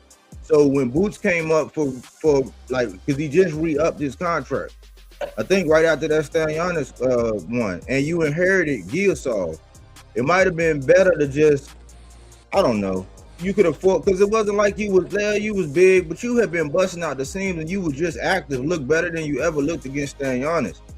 You could have went again like the greats, like what? Because I'm saying this the question I really had. This the question I really had. That fight with Kyrgios. What if Eddie Hearn would have signed Roy Jones back in the day? Now let's fast forward to 2026 where we got the second coming of Roy Jones, but you decided to sign up with Eddie. And I always say, what weight class you in should account for something when you go to sign up with a certain promotion. It's just how it works. It's like when Top Rank had all three of them belts over there. Like it mattered. You could say, oh, I couldn't play in any reindeer games, but if they got all three of the belts over there and people over there don't want to fight each other, it happens with all of these guys. I'm not singling out one promotion. I'm just asking, you chose Eddie. What did he tell you? What did he say was the plan? Oh, we're going to get you this IBO because over there, typically, across the pond, the IBO is worth everything. That's you king over there if you got the IBO. Okay. Kelly won't even say the name, but he got a multi-fight contract. This is the same shit I was talking about with Shakur. So I'm just applying the same thing with Shakur. He had one with Jermaine Ortiz, one with Navarrete. It was a 6-fight, $18 million or more deal. And I don't even pocket watch. I just like to have in my facts. So you signed up with Eddie. Where are the people that be supporting Boots that say he the second coming of Roy Jones, he's next, he's Bud, you know, he's this? Where are y'all at after these big fights and y'all just leave us hanging with the information? Where are y'all at? Like, what did he tell y'all on? What did he tell y'all? Like, what are y'all doing with Boots? This is our talent. Okay, so but you can't go at him on what you know now. You got to go at what before what happened and why he signed. Okay, his promoter died. Rest in peace. The connection between him and PBC. He never really had the connection with PBC like everybody thought. It was with Showtime. But that was opening to sign him, no? Oh, he could have got down. They said at one point in time, I think the Boots only fans the Bud only fans was saying something like he loyal to Showtime.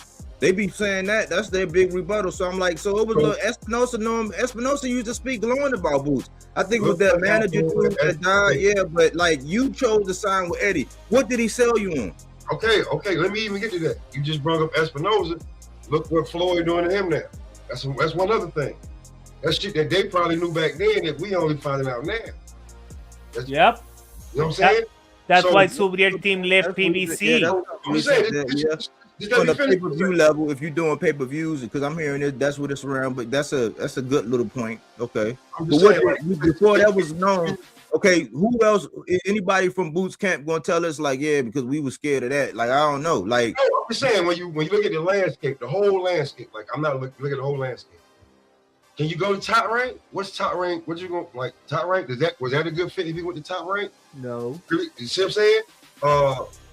Go to PBC from when they lost the Showtime deal till now. It ain't been looking good. It have been put on your back. Now you looking at it. It's basically on David Benavidez's back by himself, and he pretty much with the turf. so dare I say it was an opening for a star? It's like if like what would Kobe? Would Kobe say, "Nah, don't pass me the ball over here. It's only me." Don't pass me the ball. It's only me. I'm about to put everything on my back. Oscar De La Hoya was the other option for Leibowitz. A lot of these fighters that guys talked about. I don't go on what I talk about. I talk about what I see. And he don't got the Roy Jones mentality to be like, if we fight for this podium, we can fight tomorrow. That's a different guy, man. He's not him. The second coming of Roy Jones, that shit came from that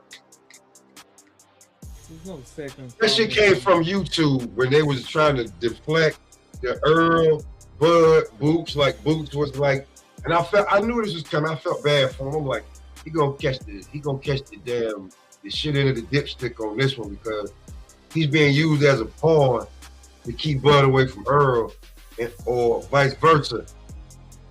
So it's like fight him. So at the end of the day, when both of these Earl ain't fought, Bud had 2 fights since then and retired.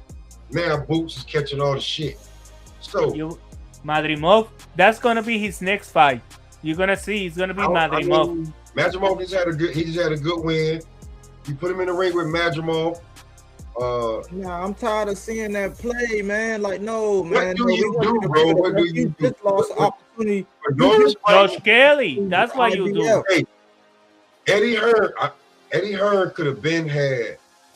As soon as he signed Boots, he could have been setting up Conor Ben versus if he wanted to make big fight. Not what he want. He want, and Shakur kind of messed up the play for him. He wants Shakur around 35, 40. He want Conor Ben around 47, 54. He want Boots around 60, 68. Shit. Now, if you have all 3 of those guys in the contract, whenever they fight, right? Until you can cash Conor Ben out on Boots. But I feel he'd rather cash Conor Ben out on Josh Kelly first. But it is what it is, bro. Like, when it came to Boots, where was you gonna sign? And then the guy gave you the most money. PBC don't look like it didn't look appealing. Like, bro, you have no budget. You're just whispering in the wind. Like, they're banking on me to sign with them to get this contract, but they might not have been talking about good numbers to be giving me. It had to not be better than Eddie because we talking about prize fight, and you want some security. I mean, that sounds good, but if you look at it, it sounds good. But I got one point. This the one point. Mm-hmm. The weight class that you're campaigning in matters where you selling. At one point in time, he was at 147. He had it sold up. Brian Norman was on the hook. Like, that would have been the third of the stone. Only thing left would have been Mario Barrios. You got all the money. You got 3 pebbles. You went Earl shoes at that point where he had 3 straps. You had it right there. But let's fast forward. The only thing is, the biggest fight of note was with a PBC fighter named Montes Stanionis for the WBA in the ring. So to say no with PBC, I don't know. I mean, so but then you pop up and you go to 54. Well, what's the landscape of 54? Who had the belts? The Tower Inferno. Mm-hmm. Bakram, who was out the way. He was off to the left. I got some information on Tim Tszyu. You had a Tim Tszyu over there. You got Jamel Charles. Like, you got a whole bunch of like options over there, and you could be prime time. You could kind of ease your foot into that prime time spot. That guy, aside from Benavidez, aside from Tank, they'd be like, oh yeah, Boots. Yeah, You know what I'm saying? Like that would have been you. So his biggest fight was with a PBC fighter, man. Like so, I and know, that but deal happened. It was easy I'm not peasy denying unification. that. I'm not denying that. What I'm saying is, as a boxer, and boxers is not what we think, bro. Like they tell their promoters who they want to fight. Their promoters come back with a list of names, and the guy that they be wanting to fight sometimes don't even be on the list, or is way down, and they, you know what I'm saying? And then when you talk about fighting him, I want to fight him, and they don't. It's a fight to where you. Back in the day, when fighters got pissed, they smacked promoters up. It was like, yo, get me the fucking fight I want. Now, it's not. It's like the boxers work for the promoter, and like Bud might have been the last of a dying breed of the promoter work for the boxer, because I'm the product, I'm the talent. Yeah, we but don't have that shit. They done flipped the game on them, and now that they trying to flip it back, it may be a little bit, bro, and we may not get what we want from certain people, and it's like it's a dirty game. There's no council, community, or nothing to monitor this shit. Yo. So we gotta wait until we can get a board that be like, yo, what y'all doing is that, but it's never been that in boxing. So in boxing, you get what you get.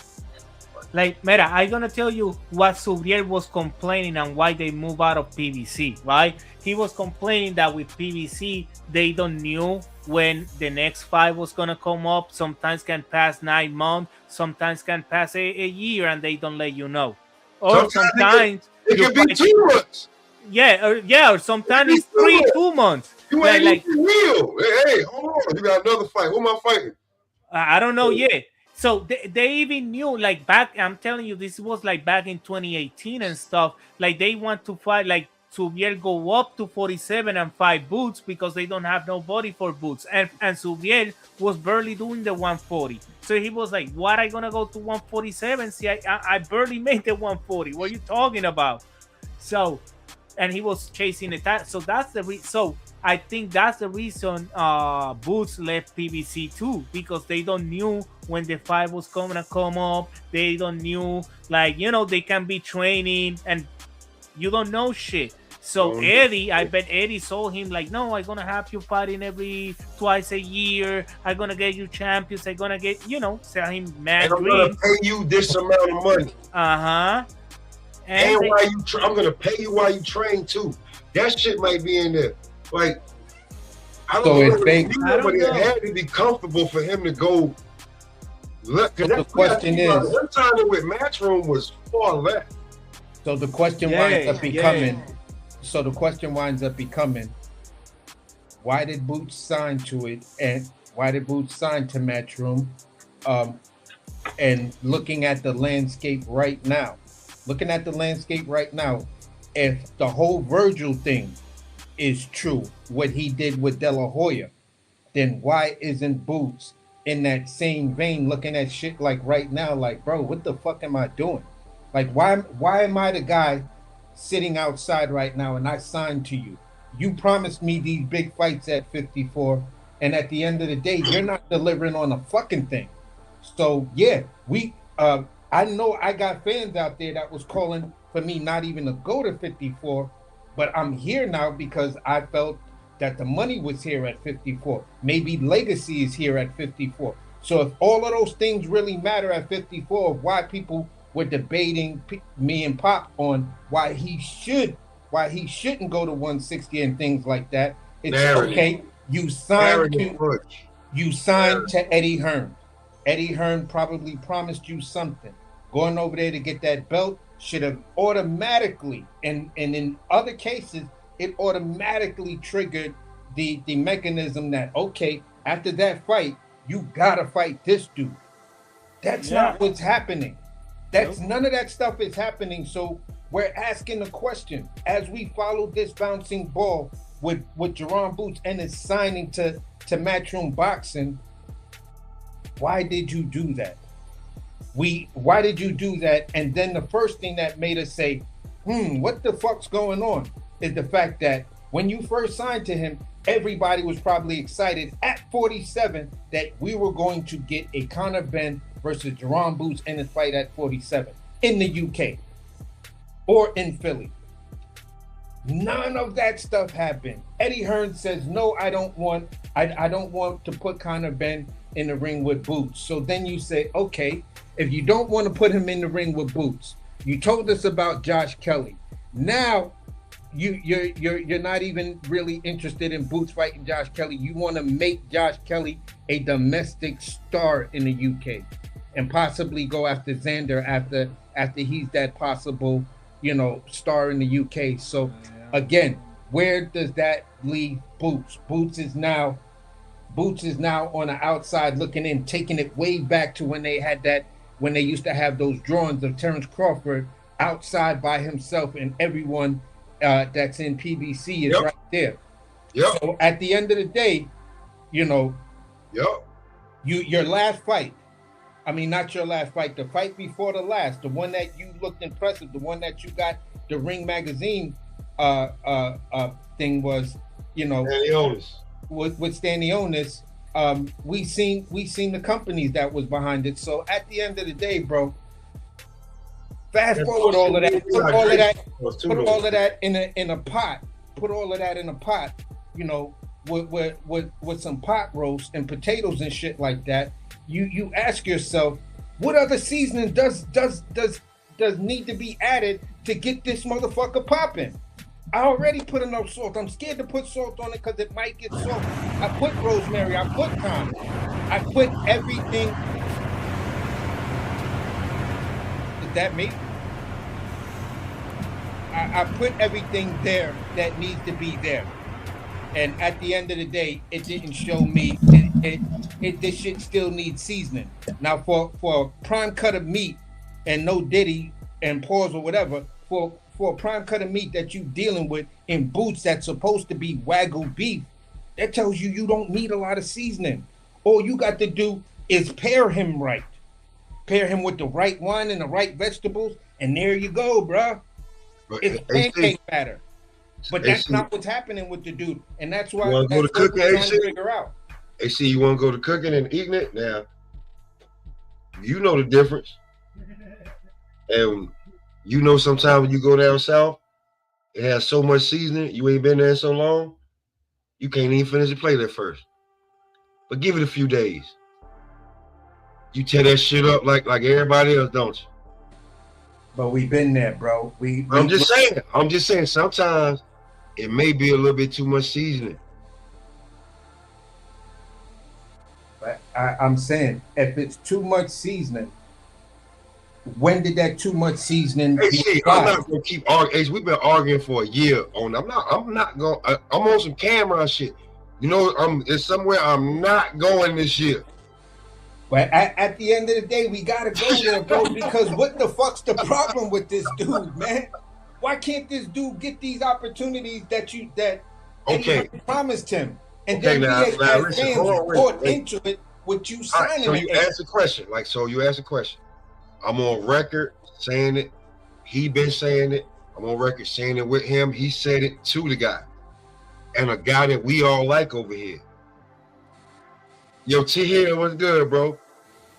Charles Conwell turned down a big check.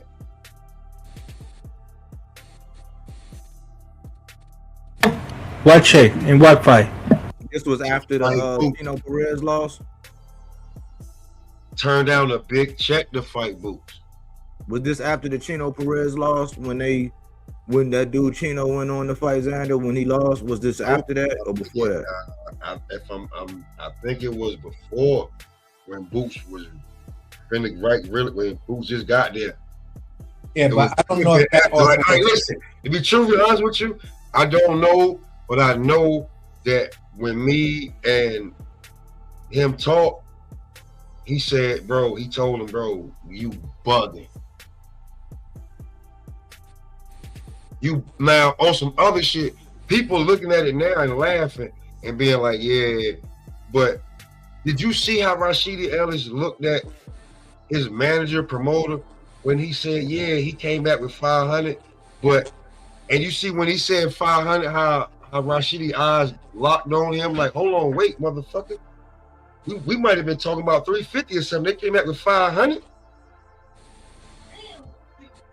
So he's trying to steal me my face. Shit.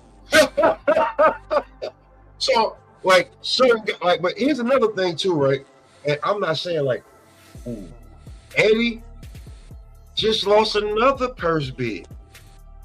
So, unless the fight is really worth it, Eddie not gonna go get it. On who? Who you lose the purse bid to? Louis Crocker got to go to Australia, bro. Like Paro. But he does that on purpose because Paro over there in Australia is the BBC, and he can work it out over there in Australia. Bro, you Clout Sean. So why is Clout Sean talking about? Why is Clout Sean talking about Louis Crocker then, and not Devin? Because I heard him. I was looking at the shit earlier. He said that the only guy that's in the way at 47 is Louis Crocker. You can quote me on it. I don't have the fingers in the way, but he went to purse bid. If he going to purse bid, that means I'm just telling you, like, I don't even want you to say it out loud. I want you to say it, you know what I'm saying, to yourself, and then think about it. Like, I'm only processing shit right now. Yeah. Like, you know the AOL shit, when the shit keep going in circles, because I don't have the answer yet. So I'm only processing. But I'm telling you, you can quote me on it. That's what the fuck he said, right? No, but he lose the first bid because remember he go with a budget, right? Like DAZN budget. And I bet for that fight Paro and the other guy, DAZN told him, I give you $100K. And he's like, damn. So he had to try to get that first bid for $100K, $95K, and he lose it. Like that is why a bunch of fights he lose the first bid for that reason. But Mella, like, on some real shit, like the way that he's getting criticized now, yeah, you can't keep doing that. It's not working right now. Now I get you like a little piece, like it's a big boy. You feel what I'm saying? So now you gotta go the extra mile for your fighter. That's the. I wish I had bread, bro. I wish I had bread to invest and know people to be a fucking promoter for real. I love that shit, you know. But I'm fucking poor. the like the shit that we like, the content and the shit that we do and make, what AC and Body is saying is like, what are you really doing, bro? You losing purse bids. You're not making the fights with the fighters. They all under your umbrella. Blah blah blah blah blah blah blah. You look ugly. Now you have to like go the extra mile. Like, bro, you've saved enough money. You know what I'm saying? You penny pitched enough, motherfucker.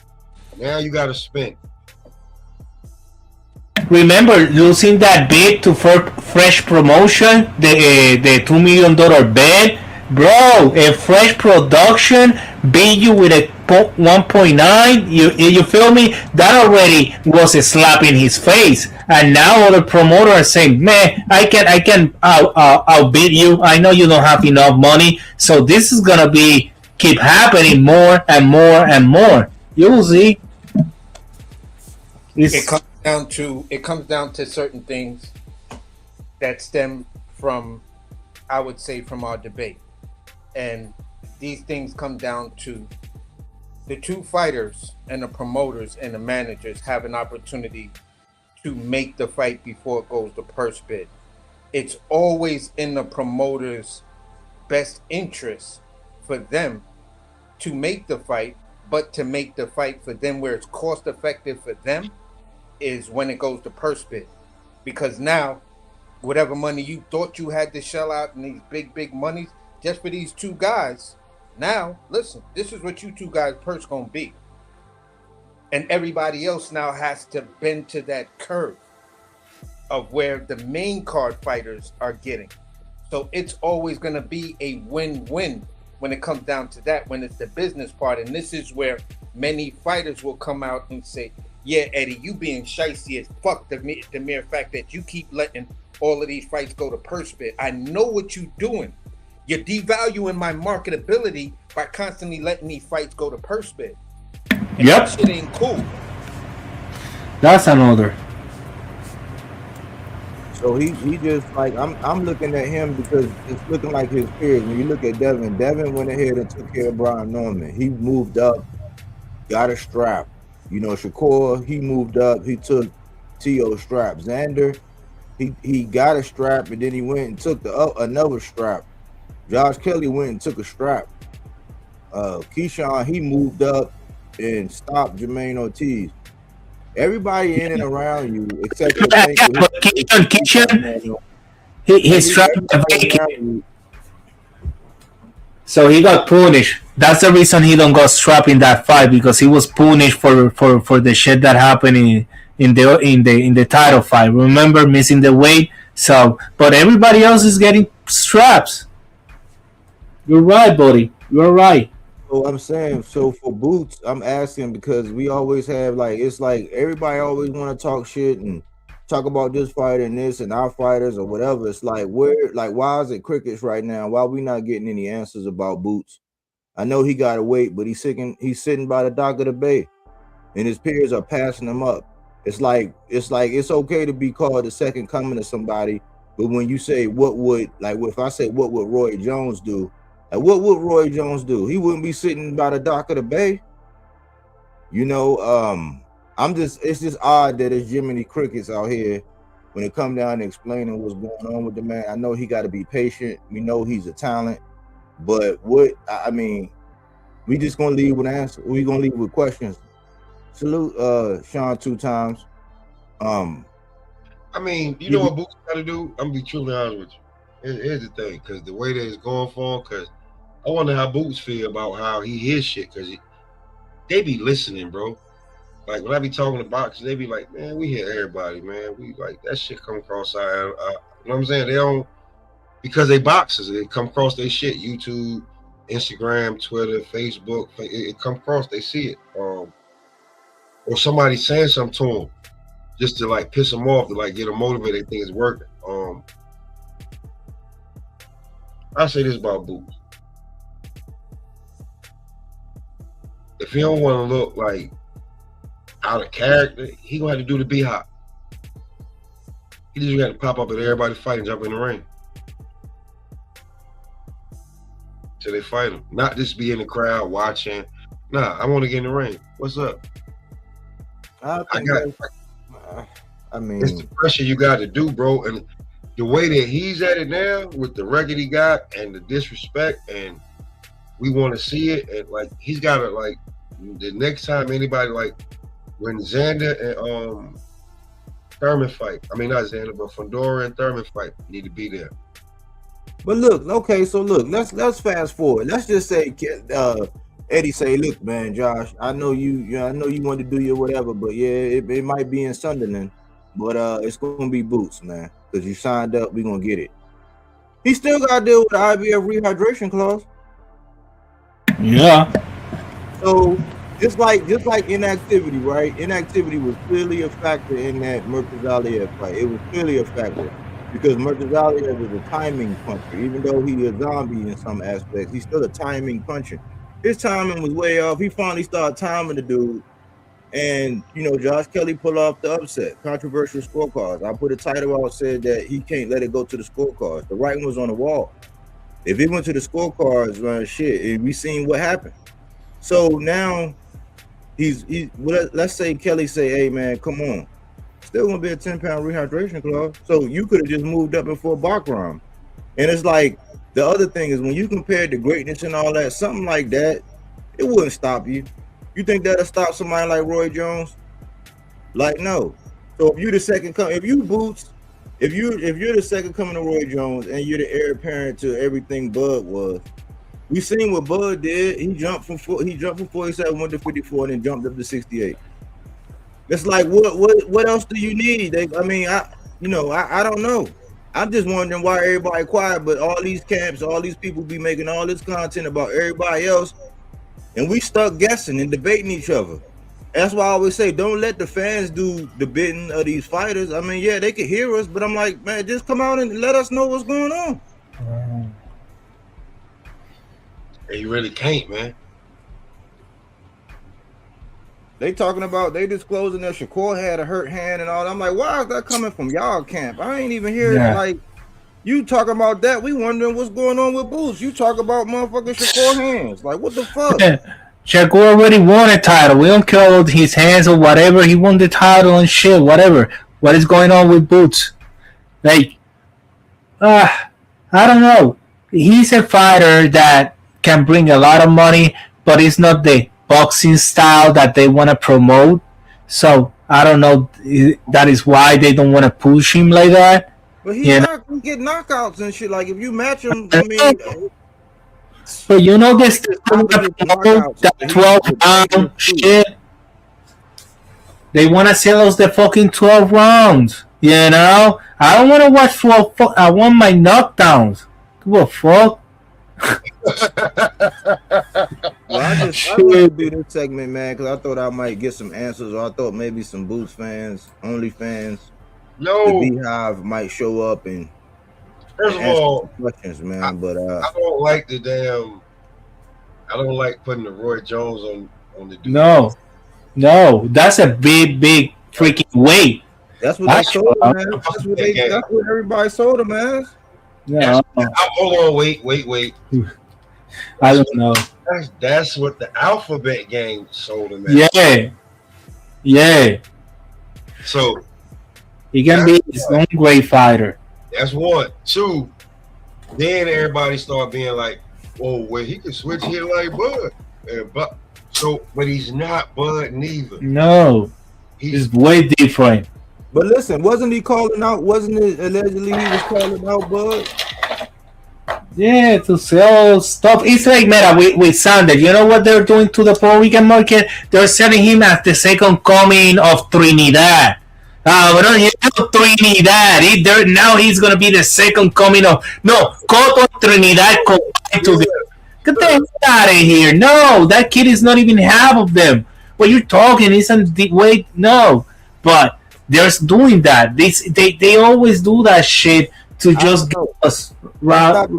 That's not the worst one I done heard here, man. I done heard now Clout Sean is a combination. I couldn't even look at the video. I just saw the headline. Clout Sean is a combination of Miguel Cotto and Aaron Pryor.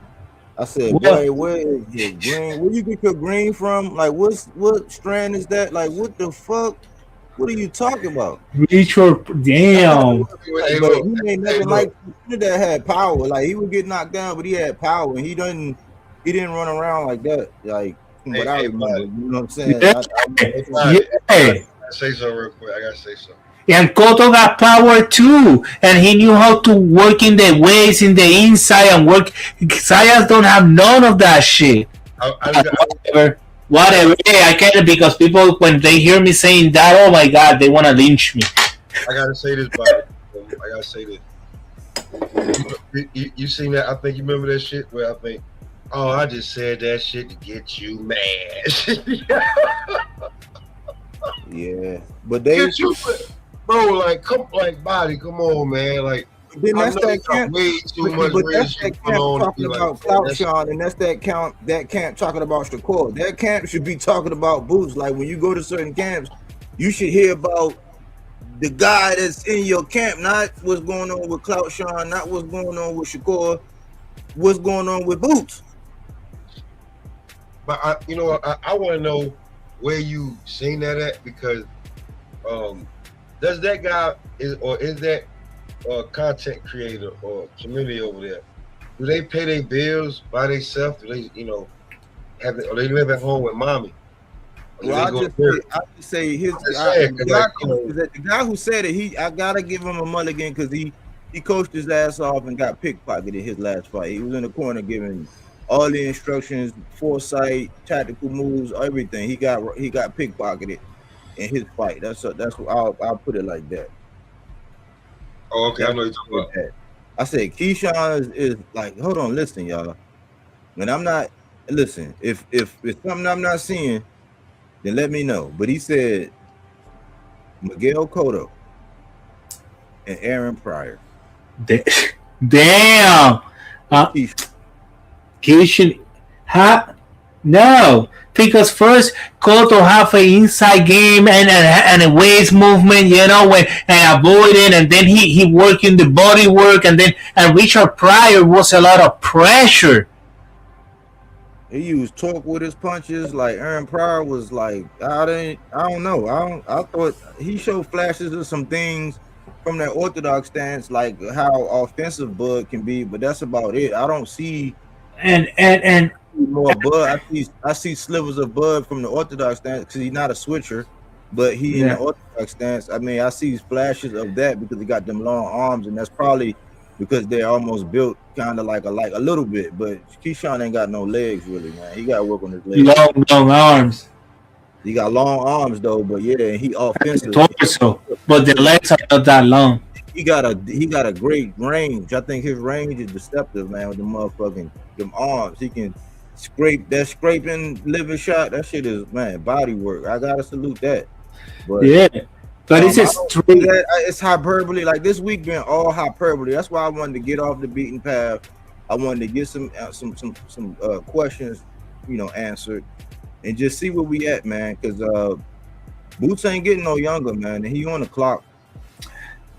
Yeah, these boxers, yes, because Boots been fighting since 17? He been professional, 17, 16, so been 10 years almost now. So yeah, the time is ticking, and bro, it's a waste of time, a waste of talent. Like somebody that as a promoter you can make money, the boxer can make money, everybody can make money, other boxers can fight under his core and he can carry that shit. It's just stupid not doing it. Like I will have Andy Cruz and Boots Ennis in the same core and I will sell seats in the northeast all over 3 times a year. I got them fighting. I got them tacho. I want to know why he dropped his leverage, because now you giving everybody a reason. It's not like when Shakur blew weight and when Keyshawn blew weight, they went up there naked and got names. You just blew your leverage. Like you didn't blow weight. You had 2 straps and just dropped them and just popped up in the next division. I mean, your peers are laughing you, and this is what the public want to know. I mean, this ain't no hating. This is just like, hey, you one of our talents. You like right up the street, damn near for me. Baltimore to Philly ain't nothing but what, an hour and a half, maybe, if that. So I'm like, I want a question, because I hear that Boots was asking a fights to get in the weight and then go for the titles. That he was asking for that acclimatate fights or some shit like that, And then, he won acclimation fights, and then, but I don't know if he said it or people was talking about that he was saying it. Okay, no, so that was true. That's true.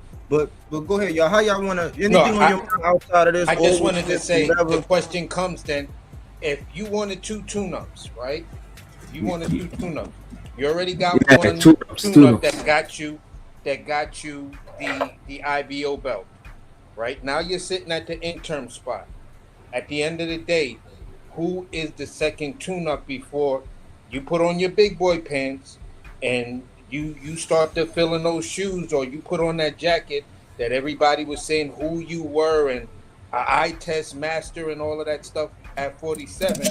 Who is his second tune-up fight? Who is that guy? I think Madrimov. That's what I'm betting on, Madrimov.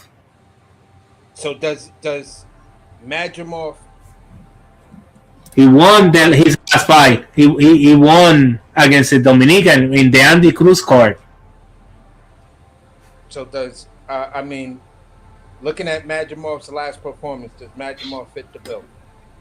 Well, yeah, for being a tune-up, yeah, but it's okay because he fought at the Crawford and he fought Virgil Ortiz. Now is how Boots, if Boots knock him out or go through him or go 12 round. So that's what I see Madrimov, like it's a little valuable for him because he can prove he's better than those 2 guys by beating this one. But doing that casual math, like But other than that, I don't see another value for Madrid.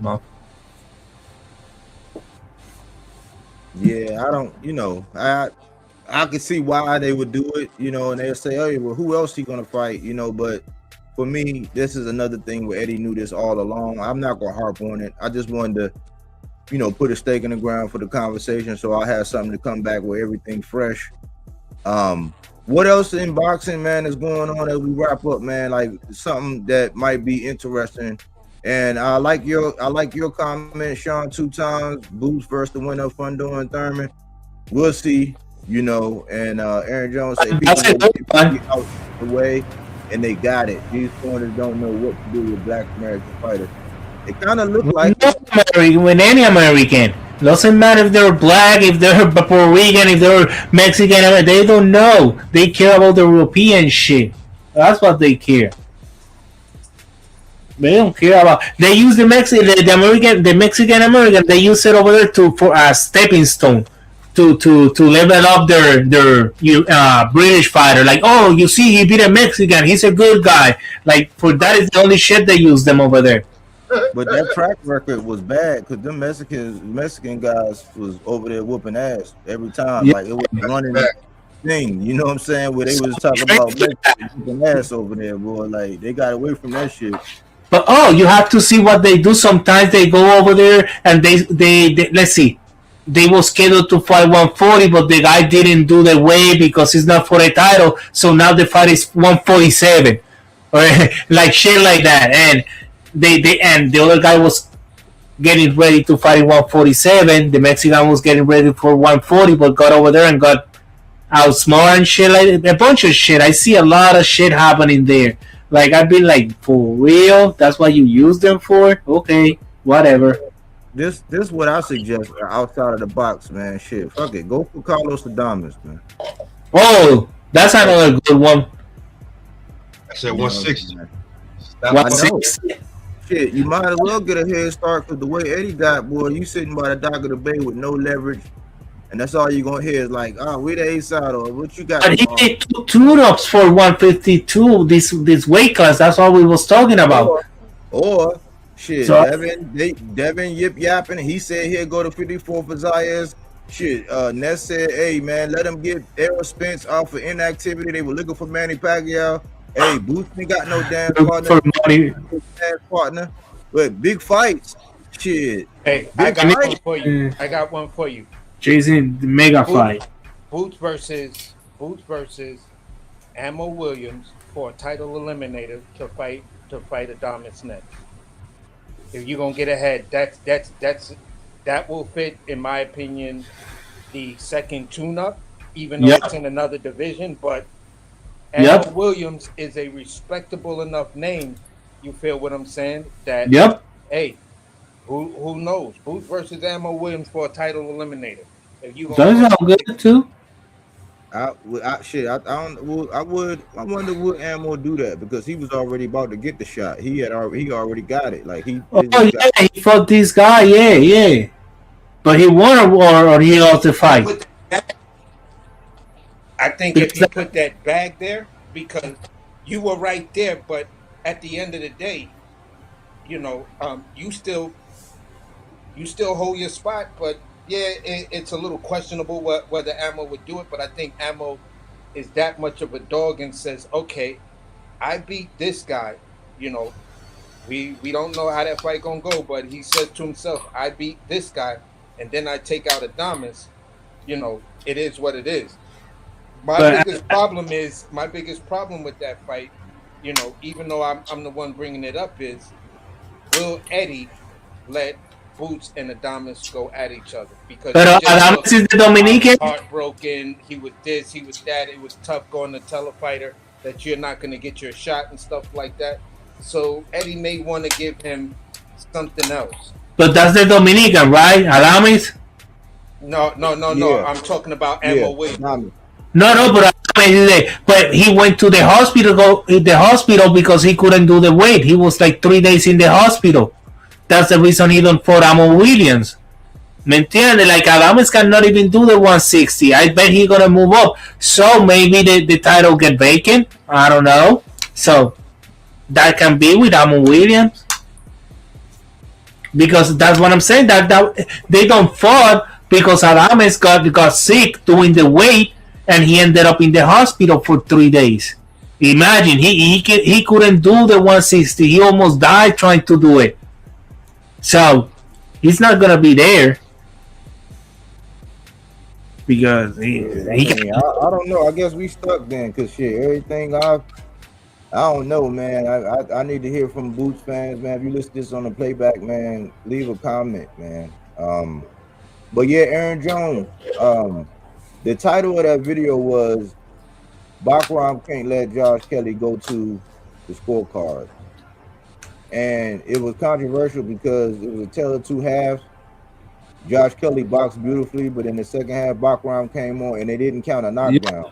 Yeah. We all had it scored for Backraham by the scorecard, but they didn't count a knockdown. So that's all kind of controversial. That's why I ain't eat crow. I thought he was going to stop him, but he was on his way, but he didn't do it. And I think because they don't count that second knockdown, he got this, like, look, these motherfuckers. I don't know. It would have been that would have took the fight, man. He would have smelled even more blood. Like, it would have been.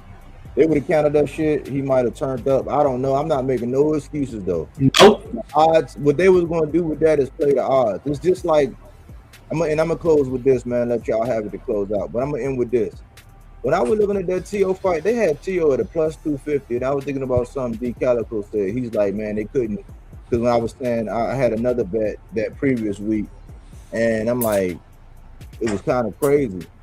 But in this one, I was like, at 250, the people just sprinkling something on it. They wasn't gonna be able to cover T.O. at a plus 250. That's 2.5 times whatever you put down.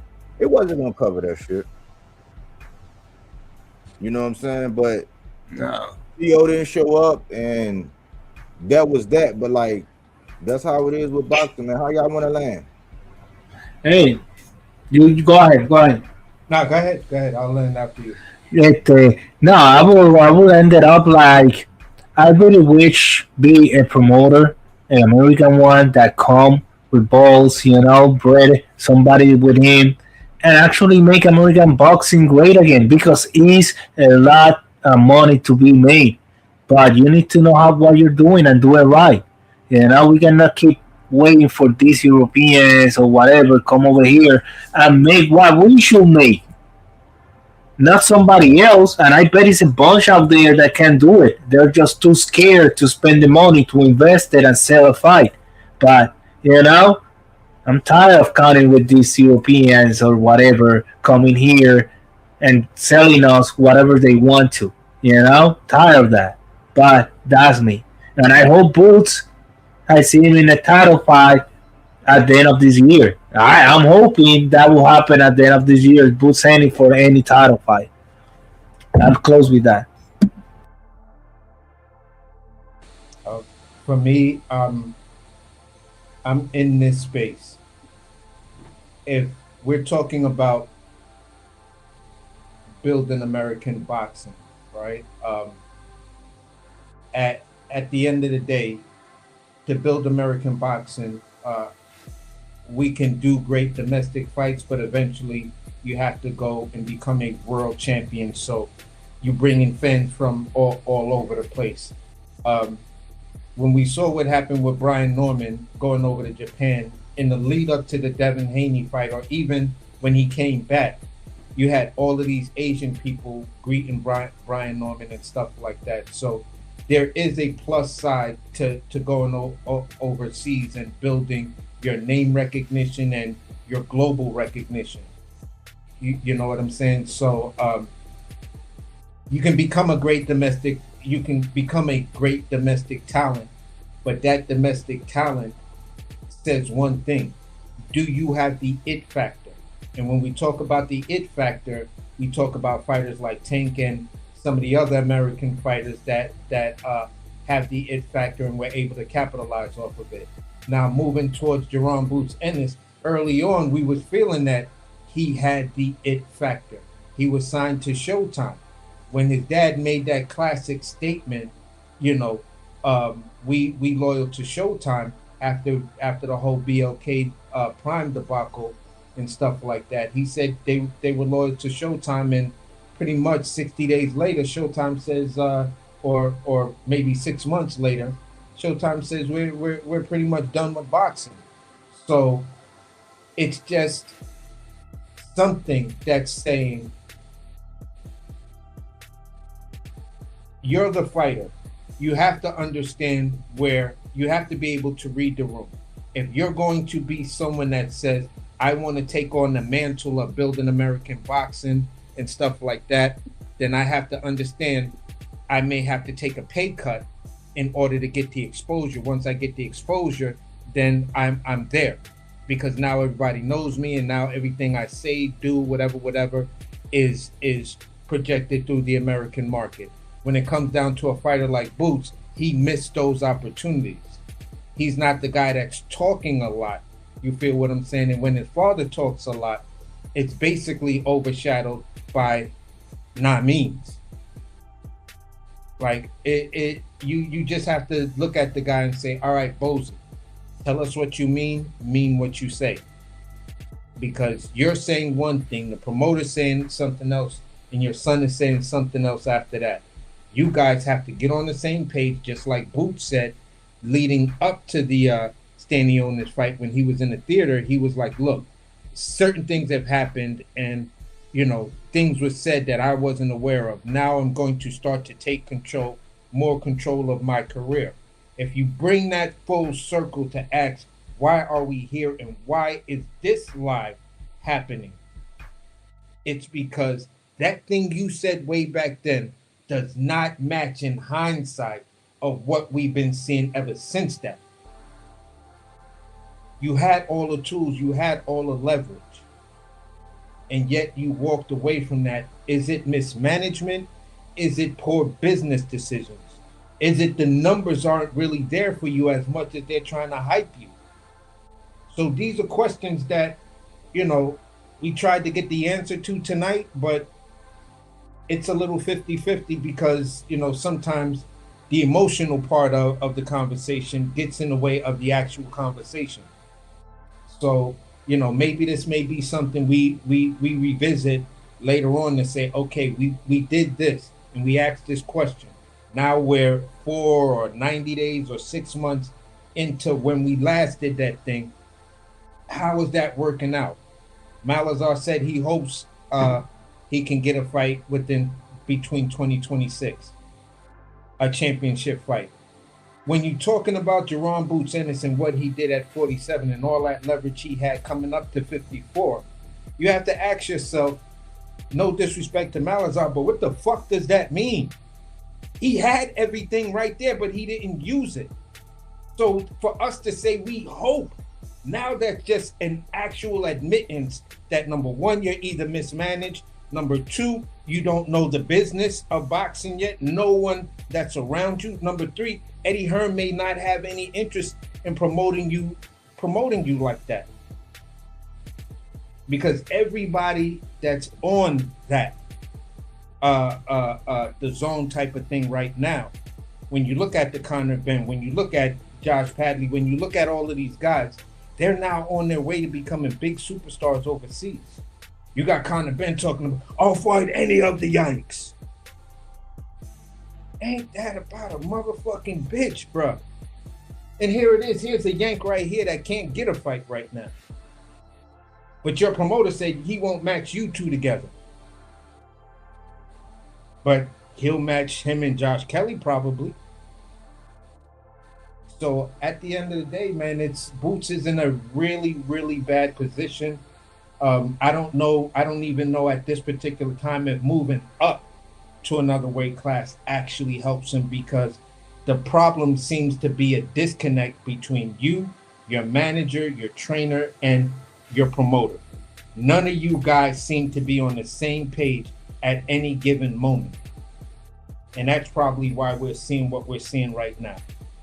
So that's where I'm gonna land it. It's a bad picture.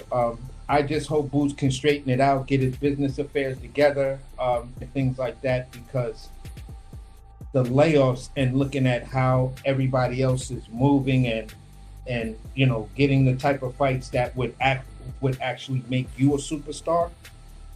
It's not you're not in a good space right now. So I hope you find yourself in that good space. And I just don't know what else to say about it, bro. I'm just gonna see what time reveals and unfolds. You know what I'm saying? So that's where I'm gonna land that plane, and hopefully we could revisit this conversation sometime in the future, and everything that we said was everything that we're saying is actually addressed, and we find Boots moving in a positive direction that the American fans can get behind them, and we're looking at at least one or two faces that we can say are legitimate faces of American boxing. And that's where I land it right there. Great show, Body. Make sure y'all like and subscribe. Make sure you comment. Some of the Boots fans, I'd love to hear what you guys have to say. All right, AC, man. Appreciate you. Good solid points, man. Interesting points right there to close it off, man. All I can say is Eddie got Boots looking kind of like a wallflower with all his peers. Whether they're in his weight class or not, his division is getting busy. Time is ticking. There's a lot of expectations, and at some point, man, regardless of what's happening, we kind of always want to hit something that we can stand on. Now it's almost like, I gotta take that with a grain of salt. I gotta wait. There's no clear-cut message, even though whenever Boots' name talked about, everybody celebrates how talented the man is. That's not the question. It's actually seeing that Ferrari, that Lamborghini, put to the test in big fights. He got everything, I think that the communication with the fans and letting everybody know what direction it is and where Eddie's going, because Eddie's moves are Eddie's moves. It wasn't only Josh Kelly and Conor Ben, it's was Ben Whitaker. They signed El Nurturhan to a multi-fight deal. It's kind of weird because Hamza Shiraz even went into a purse bid. You hearing that Eddie lost another purse bid. It's just like, what is the direction over there? Because people were talking about leadership. When it came down to the Devin Haney thing and all that, they were saying that leadership was at fault. But what is leadership doing right now, man? With the young phenom from Philly they call Boots, man.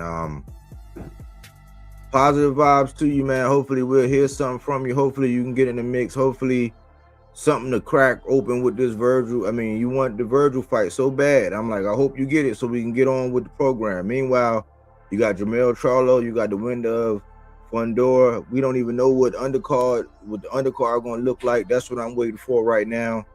That'll probably be the hottest thing smoking at that point, and they can fill that undercard with some fights. I like you against the winner of Fundora and Keith Thurman. But it's a lot going on, man. I hope Boots can get in the mix, man, and we can get some clear-cut answers. Either way, I feel like Eddie Murphy's first wife, when he was like, Eddie, what is this, Eddie?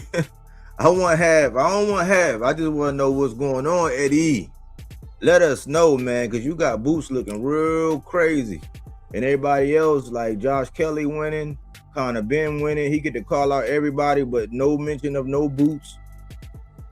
It's like, wow, man, it's a lot to think about. But we follow along, man. They saying that they want Conor Ben, Xander Zayas, and Boots don't bring nothing to the table. Well, we questioned, why'd you just jump up and leave your belts, your leverage and all that? Now that's what everybody's saying. So can you blame these guys? We know that it could be a form of ducking because you are a formidable opponent. But you lost your leverage, and this is chess, not checkers. Fruits and veggies, not that Reggie, that fact-based content, not opinion-based, even though we have ours.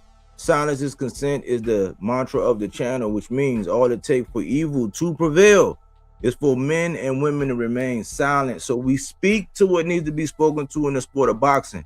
Hopefully, you was able to put something in your rucksack and march on with it. I think that concludes everything we had. Like the videos, comment if you feel compelled, subscribe if you have not yet subscribed, donate to the channel, support the channel, man. We try to be authentic.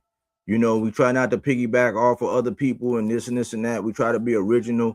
You know what I'm saying? We try to be genuine. We talk about this thing inside the ring and as it relates to things that happen outside the ring, impacting the longevity of the sport. We keep it boxing. Try not to be too toxic. Yeah, it get a little bit heated. It be a little bit light sparring.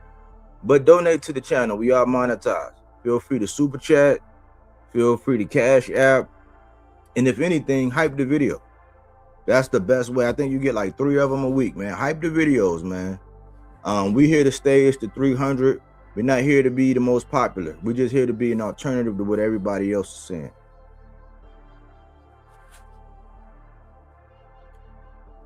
Anyways, thanks for choosing Bodywork Boxing. But we don't take things for face value. We do that body work. He didn't want to box. He wanted to actually prove that he could punch with you. He was like, what the fuck is this nigga? Right. Oh, okay, you want to go to sleep. You tired. Welcome to